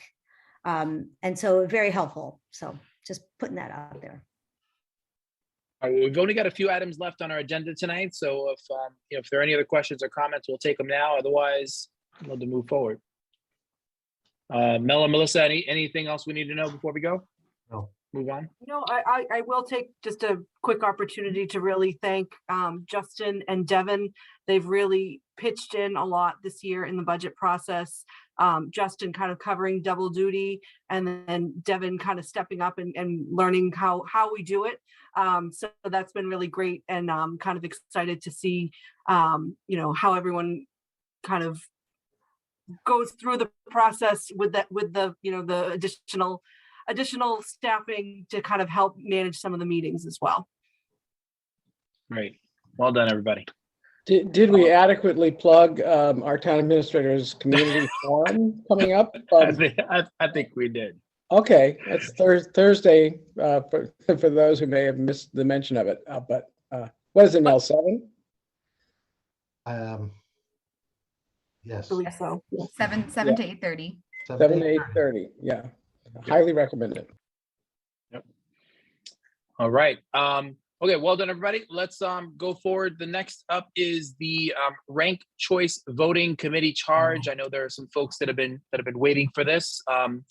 Miriam, do you want to lead on this one? I do, and I just have to get to it in the packet. Where is it? It is. Let me see. Item 14. Oh, I got it. Yep. I got it. And for Thank folks you. looking in the packet, it looks like page 61 in my 60. packet. No, in mine it's 60, but yeah, 60, 61. So Sorry, first, right, I really, 60. I want to thank Scott and Amy and oh gosh, I think it was Shira that worked on this with me. Scott, you're going to have to correct me because it was a while ago. So the November 2020 town meeting voted on a warrant article charging that we have a ranked choice voting study committee.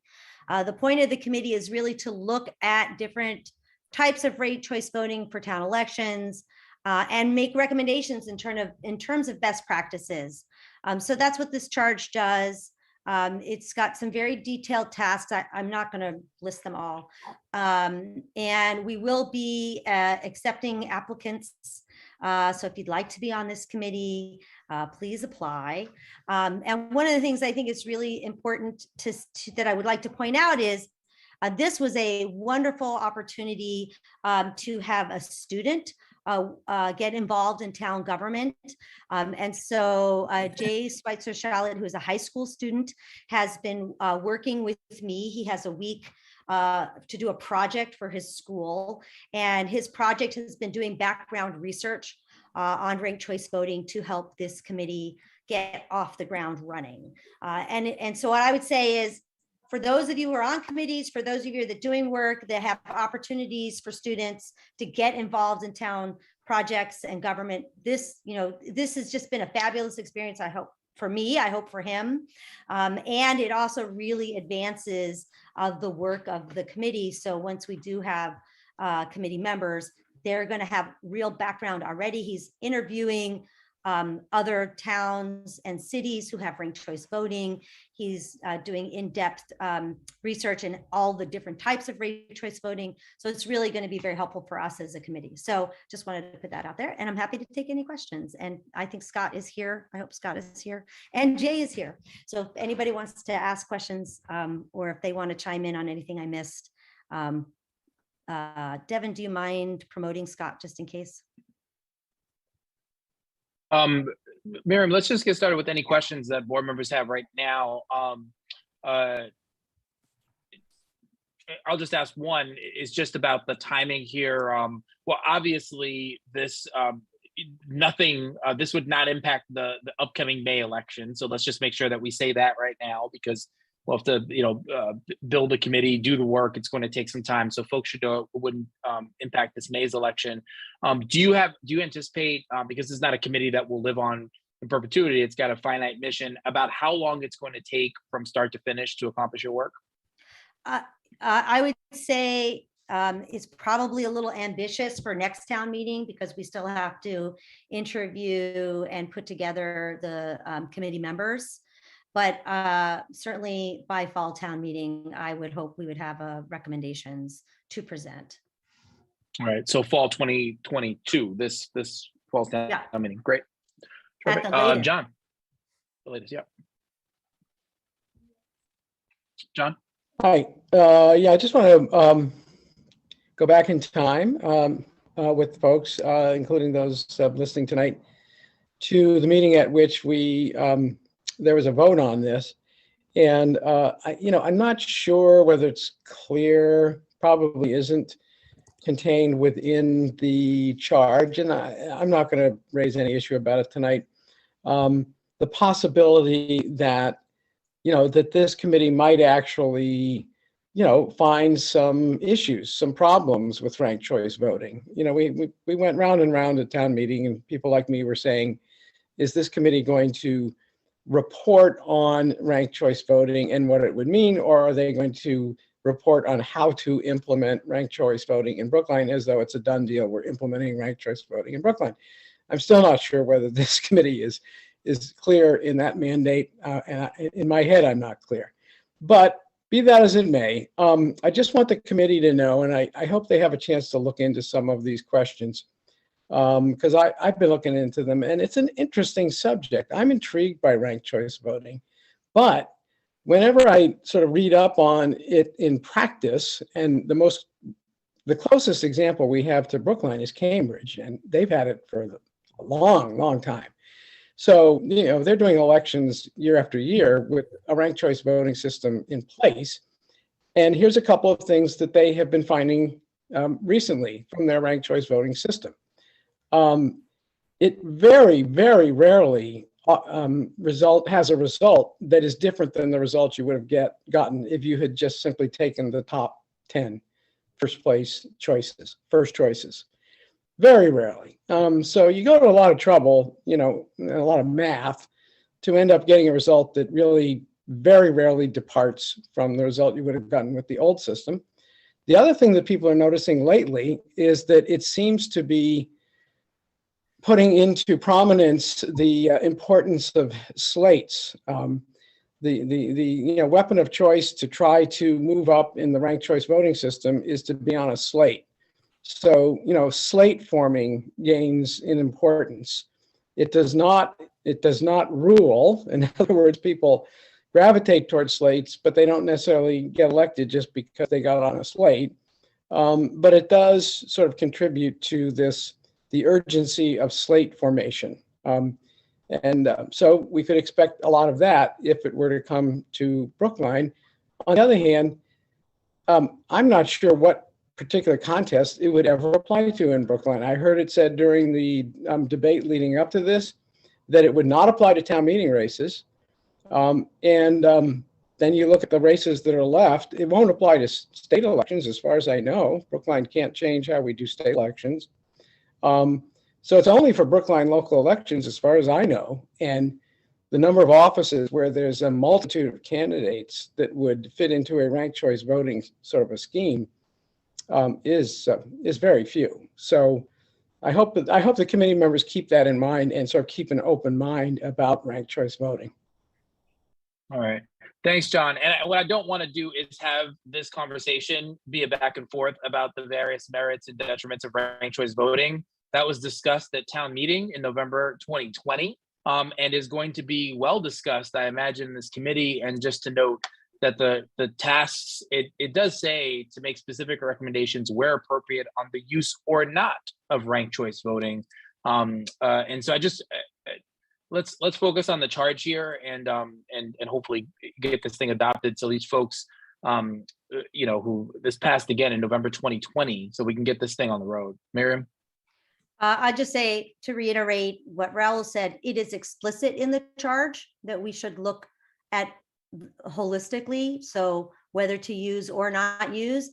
And the reason that we want to look so holistically at, because we don't want to use an N of one. Cambridge is not the only example, and there are many different ways to do ranked choice voting. And that's why this committee is important, so that we can look at the data and make an informed decision based on several communities' experiences with the different ways that ranked choice voting is initiated. And again, this was voted on at town meeting. So we are doing exactly what we were asked to do by town meeting. Any other questions or comments about the charge? All right. So I'm going to again move approval of the ranked choice voting study committee charge as we see in our packet here. All those in favor? Bernard? Aye. John? Aye. Miriam? Aye. Heather? Aye. And it's an aye for me. Okay, moving on. Oh, and Scott, thanks for being here. Appreciate you. Always good to see you. We'll get you involved in the next one. We are going to be postponing discussion of the Babcock Street Parking Lot Study Committee. Keep an eye out for that at a future meeting. Moving on next to, we have a Police Commissioners Advisory Committee discussion. Heather, I think you're going to be leading that for us. Yes, thank you so much. So I want to accomplish two things here tonight. A week or two ago, we had two very good interviews for an open position that we find ourselves trying to fill on our recently created Police Commissioner Advisory Committee. And I saw an opportunity that I really don't want to pass up. So I was torn about what I was going to do with faced with two good candidates. And I thought, why do I have to choose? The select board makes the rules and we can change them. So one of the things that I learned when I got involved in Brookline is that one of the more controversial bodies in town has customarily been the Transportation Board. And that is why it is an unusually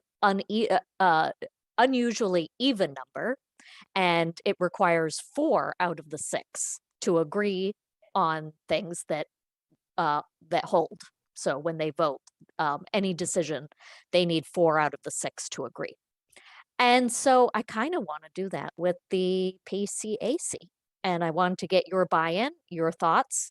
And then if we decide to change the membership to 6 and with a 4-member hold on any votes to pass, then we'll have 2 open slots and we can actually not choose between the 2 candidates. So that's what I'd like to accomplish here tonight. All right, folks, what do you think? Questions, comments? John? Good idea. All for Bernard it. likes it. All John's for for it. Miriam? Oh, we're making quick work of this. I'll say, I'm just interested to see how this plays out. Even numbered boards do require that extra vote to move forward on the recommendation. With that said, I've been watching the work of the Police Commissioners Advisory Committee, and there will likely be votes down the line, but a lot of their work is sort of investigatory, is consensus based, and I think that's okay for now. I will say that I think I want to continue to watch the way the PCAC is developing. as you know, we had two bodies at the same time, both meeting basically.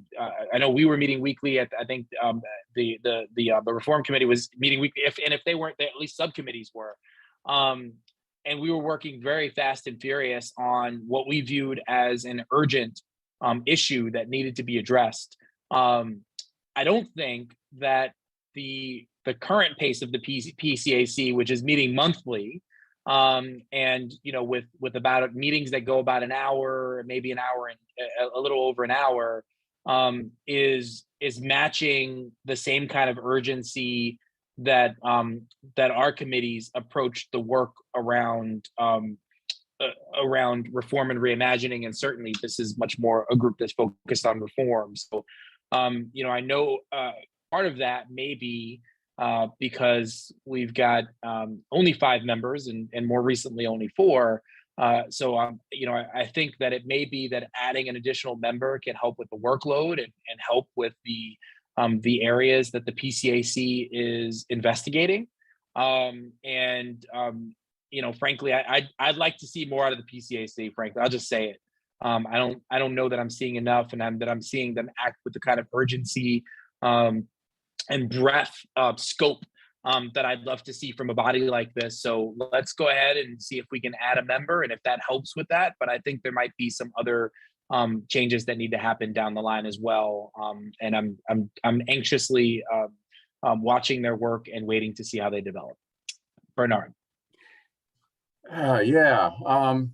Well, first of all, let me just say what I was going to say first.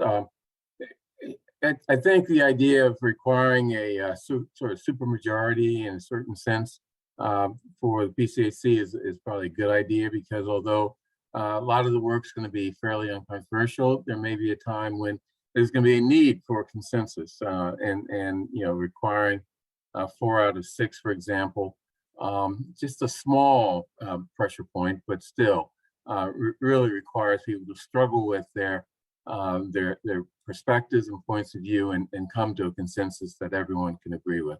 And so that's one thing. Second thing is, I think the 2 candidates we have are incredible. So we really should jump at the opportunity to include both of them. In terms of what the PCAC is doing, I mean, what it is something that's somewhat unique. Maybe in the country, but definitely unique in the state. And I think that I'd rather have them, really think through how they're moving forward, than to precipitously sort of jump into something that hasn't been thought through very carefully. So that's my thoughts. Yeah, I appreciate that, Bernard. I'll just add, my concern is that 12 meetings a year, and we've asked them to do a lot already.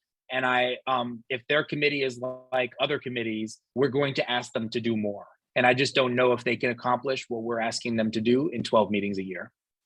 That's it. Yeah, John?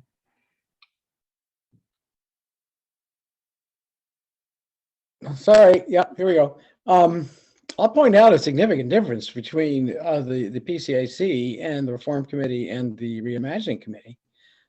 The 2 latter committees were appointed on the understanding that they had a very limited period of time within which to do their work and to deliver a report. PCAC is as far as we know, is a permanent committee. I mean, nobody said it should only be here for a year or 2 years or 3 years. It is to be as much a part of the functioning of the governance of Brookline as any other of our permanent committees and boards and commissions. And given that, if they take a little bit longer to do work, that's entirely to be expected.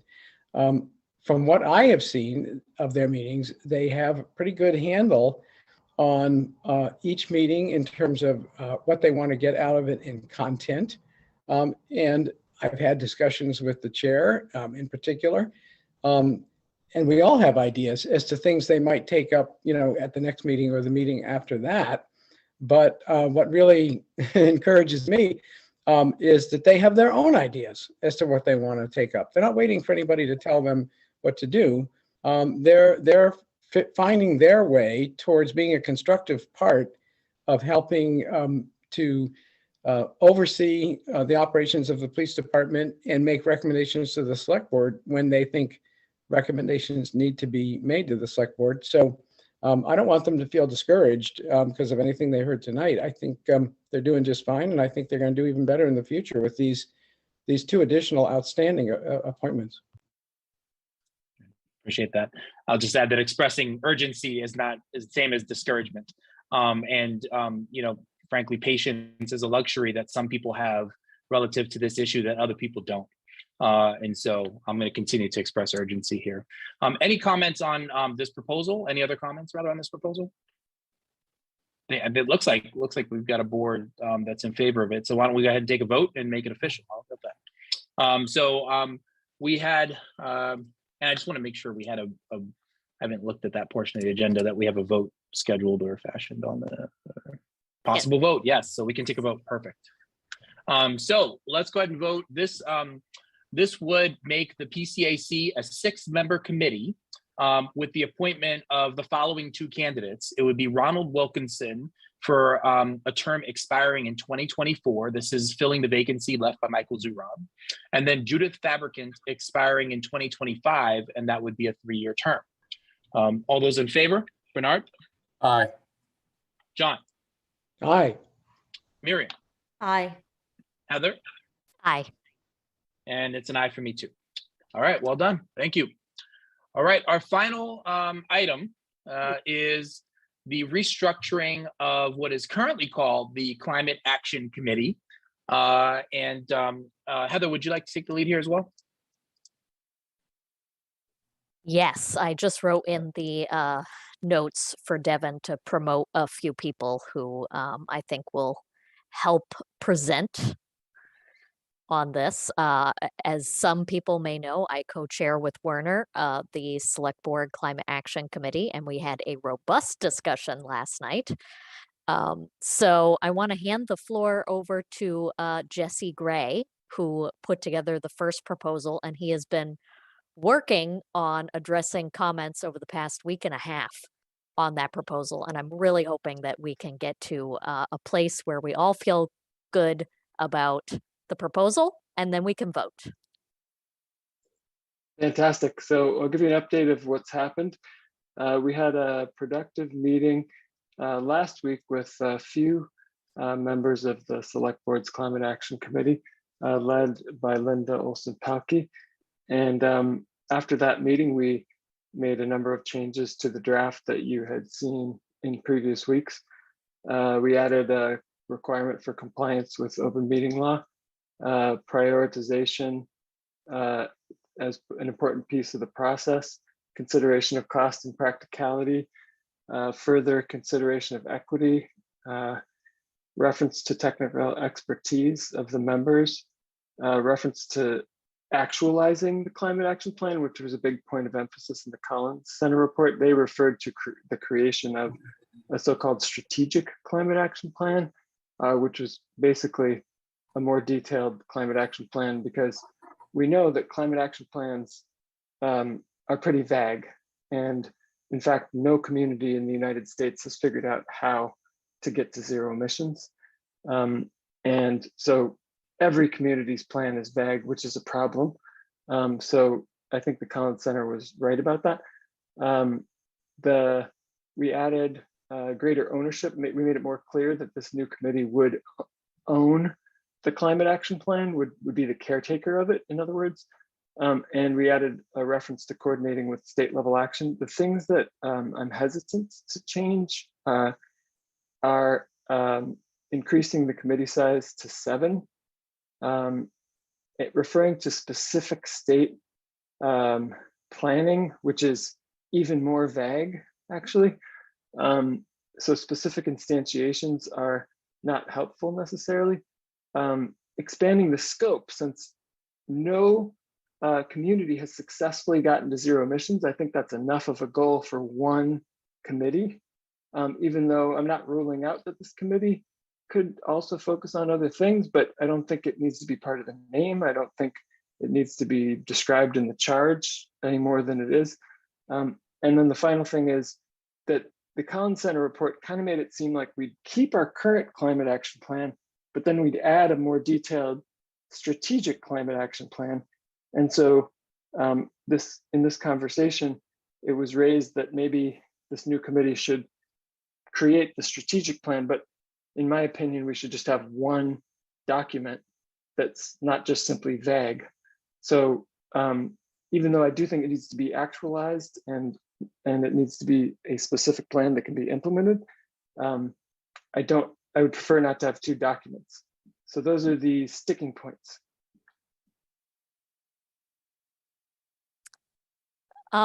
So Linda Olson-Pelkey has her hand raised. Maybe we should hear from her. And then I do have some thoughts based on last night's conversation on the CAC and then what I have seen incorporated over the past week and a half.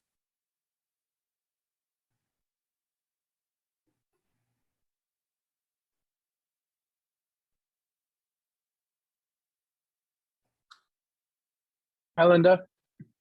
Hi, good evening. Thank you for letting me speak. I did write a little statement. It's very short, but I just want to make sure I cover the points I want to cover. So my name is Linda Olson-Pelkey. I'm an urban planner, and I've been a 12-year member of the Select Board's Climate Action Committee.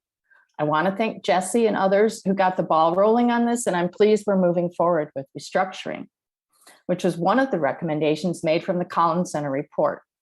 The current membership of the SPCAC is largely in favor of implementing all of the recommendations from the report. However, I'm here to ask you to delay a final vote on the draft proposals before you tonight. I don't want to go over history here, but suffice it to say, the SPCAC was blindsided by not being consulted or even warned that a restructuring proposal was coming before the Select Board a week ago. A group of 4 current members saw the agenda for last week's meeting and immediately went to work to put together a draft proposal for the new committee that we thought would be most successful. We shared our proposal with Jesse. We had a Zoom call to discuss. It was a productive discussion, but in the end, most of our concerns around key elements were left out or dismissed. Then, because of a fluke of the calendar, the SPCAC met last night and had an opportunity to discuss the proposals. I felt we were very close to a consensus version of a proposal that would have got the recommendation from the entire committee. However, we were cut off and we're not allowed to have any further discussion by our chair. And that's why I'm asking you to delay our vote. Some of the key provisions that have been rejected that we feel are still very important to include is the idea of a strategic plan. I don't see that as 2 plans. That's taking our current plan and building a strategic plan. It doesn't have to be how we get to, zero emissions by 2040. It could even be a 5-year plan. But the key here to this is doing the analysis to help us prioritize actions. And it's not that hard. And we've done it before in Brookline. And it doesn't have to take a lot of time. And I think it's a really key element to help people have buy-in and to understand why we're doing something first and why we're not doing X, Y, and Z first, and how much it's going to cost and how we're going to plan for it and how it fits into our budget, et cetera. I just think it's absolutely key to work collaboratively on this with staff, with administration, with department heads, and have us all rowing in the same direction. And then the other issue is the size of the committee. Even Jesse's proposal lists 7 different areas of expertise that I don't think is even complete that would be good to consider for membership. A group of 5 is susceptible to groupthink and a 3-2 lockout of differing opinions. We need this group to be collaborative if they're going to be successful.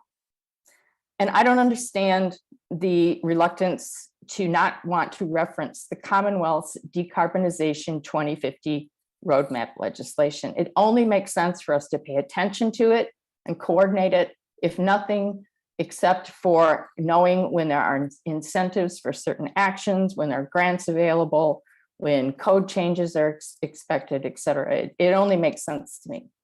Some on our committee didn't like the narrow focus on zero emissions. I've heard both sides of this argument, and it's not a real sticking point for me, although I do think many resiliency measures can be synergistic with looking to reduce emissions. So I'll just summarize by saying I think this new committee needs to work collaboratively with many different viewpoints. And I find the unwillingness to incorporate our concerns to be very troubling and a troubling portent of the operation of this proposed committee in the future. Thank you. Heather? So, I was listening very carefully to what Linda was saying last night, and I actually do agree with a lot of her points. And I think that over the past week, the proposal that Jesse has been working on has taken into account some of those, certainly not all. But just to respond to some of the comments, I'm not sure. I mean, maybe on certain issues, this select board, which is a 5-member board, could be accused of groupthink. But we do a pretty good job of disagreeing with each other on more than one occasion. So I'm less worried about that. And the previous agenda item shows that we can start with a smaller body, and if we find that it's prudent to expand that body, we do so. So I think that that argument, this select board can certainly address that, but it doesn't need to be solved here tonight. I would be interested to understand a little bit more, maybe from others that support Jesse's proposal, why they don't feel it necessary to mention the state regs. I'm glad that Linda is not dying on the hill that is what we call this body. And ultimately, it really does come down to who this select board appoints to be on this committee, in my opinion. That's kind of how the PCAC unfolded. We certainly agreed on its necessity, but finding the right people with the right skill sets is always, the detail. So I'll end there. John, I still see your hand up. You're up if you'd like. Yeah, I went off camera just to be sure I don't break up in my audio. So I have had a very good conversation I thought it was a good conversation. I hope Linda agrees today. But I think she understands that I feel as though the presenters of this have been very responsive to the concerns raised by the Climate Action Committee and by others, frankly. And I'm ready to vote on this tonight. And I think that one of the points that needs to be kept in mind here is that, yes, of course, we want to have the existing Climate Action Committee weigh in, but nobody said that the decision on what this should look like, this zero emissions advisory board should look like, is for the CAC to make. It's not for the CAC to make. We have a proposal for a zero emissions advisory board because of a growing level of dissatisfaction and discouragement with the parameters that were set up, not the people, but the parameters that were set up for the CAC.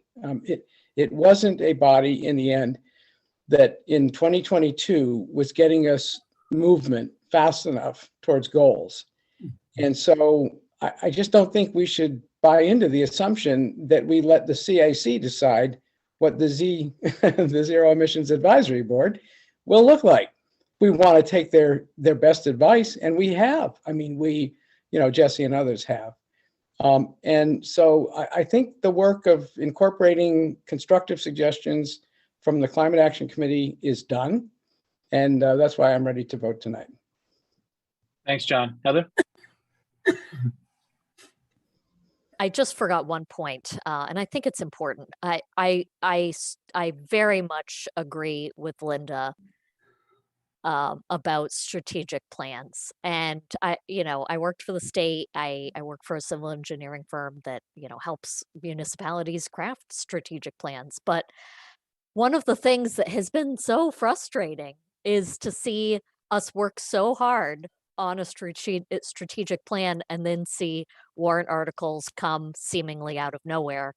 And it feels like it just bypasses a system that we have all, tried to create a system of buy-in and knowing where we're allocating our assets over a longer term. So I don't really know what to do about the strategic plan, but my gut says to appoint the committee and maybe get them to come to us with a proposal as to what they think needs to happen. Because I think if we try to solve that riddle before, I don't know whether or not we'll appoint or come to an agreement in the next 6 months. Thanks, Heather. Anybody else on the board want to weigh in? All right, I would say I agree with John and Heather's comments about moving forward with what we have in front of us. I also want to add that just my thanks to the folks that have been working on this for including. I asked about this a couple weeks ago, and I see it included in the charge. Requiring someone with an environmental justice orientation to be on this board. I want to point out for folks that don't know that there are a number of environmental justice communities throughout the Commonwealth. Brookline is one of only 20 that meets all 4 criteria as an environmental justice community. That includes at least sections of Brookline that meet income requirements, the percentage of people of color in a certain census tract, folks who are foreign born, and also limited English proficient. And so as we continue the important work of taking big swings to address the climate emergency and get down to zero, it's really important, as we have all these folks with these different skill sets, to also have someone with the mindset of making sure that the big things that we do don't hurt folks in those categories I mentioned, and in fact, center them as we move forward. So, things that, I mentioned last time around, and I'm hopeful that we can make ourselves a community that has a default opt-up or default rate of 100% green electricity that folks need to opt out of. But we also, as we do that, need to think about how do we make sure that folks at the lowest level of the income scale aren't harmed when we do that, because I do think we need to do it. So having somebody with that orientation here is so important, and I think speaks volumes about how we as a community are going to take big swings and make sure we take care of everybody along the way. So I'm just really proud of that, and just want to thank folks involved in crafting this. Thank you. Anyone else? John, I see is your hand up from before? Might have missed that. Okay. All right, Miriam. I'll just say that I'm also ready to take a vote tonight. I appreciate the work that's been done by everybody. I have been following, I have been reading everything. And I think this is one of the, perfection is the enemy of actually getting anything done. And so I'd like to see us get things done. So I'm happy to vote. Well, let's go ahead and move us to a vote on that. Let me get my language in front of me quickly. So this is a question of approving the proposed changes to the structure of the Select Board's Climate Action Committee. And this is our, we're calling Zero Emissions Advisory Board. All those in favor of the proposal as we have it before us, Bernard? Aye. John? Aye. Miriam? Aye. Heather? Aye. And it's an aye for me as well. Thank you everyone for your time and energy and the work that you put into this, including proposing different amendments and changes. It is really important. So thank you all for that. That is also our last item of business. And so with thanks to our overlords or friends at Brookline Interactive Group for keeping everyone apprised as to what's going on in these meetings, and for my colleagues, thank you very much for a great meeting. Look forward to see you again next week. Thank you so much, Raul, for pitching in. You have no idea the last 24 hours that I have experienced. I can't even imagine. Is it time to tell us about the snowmobile? That's all I want to know. I mean, I had to get to my car. It was 11 miles away. I didn't know anyone. So I literally just put my hand up. Took her out on a snowmobile, only in Yep. Maine. You want to hear the whole story next week. Oh, great. Well, good night, everybody. Good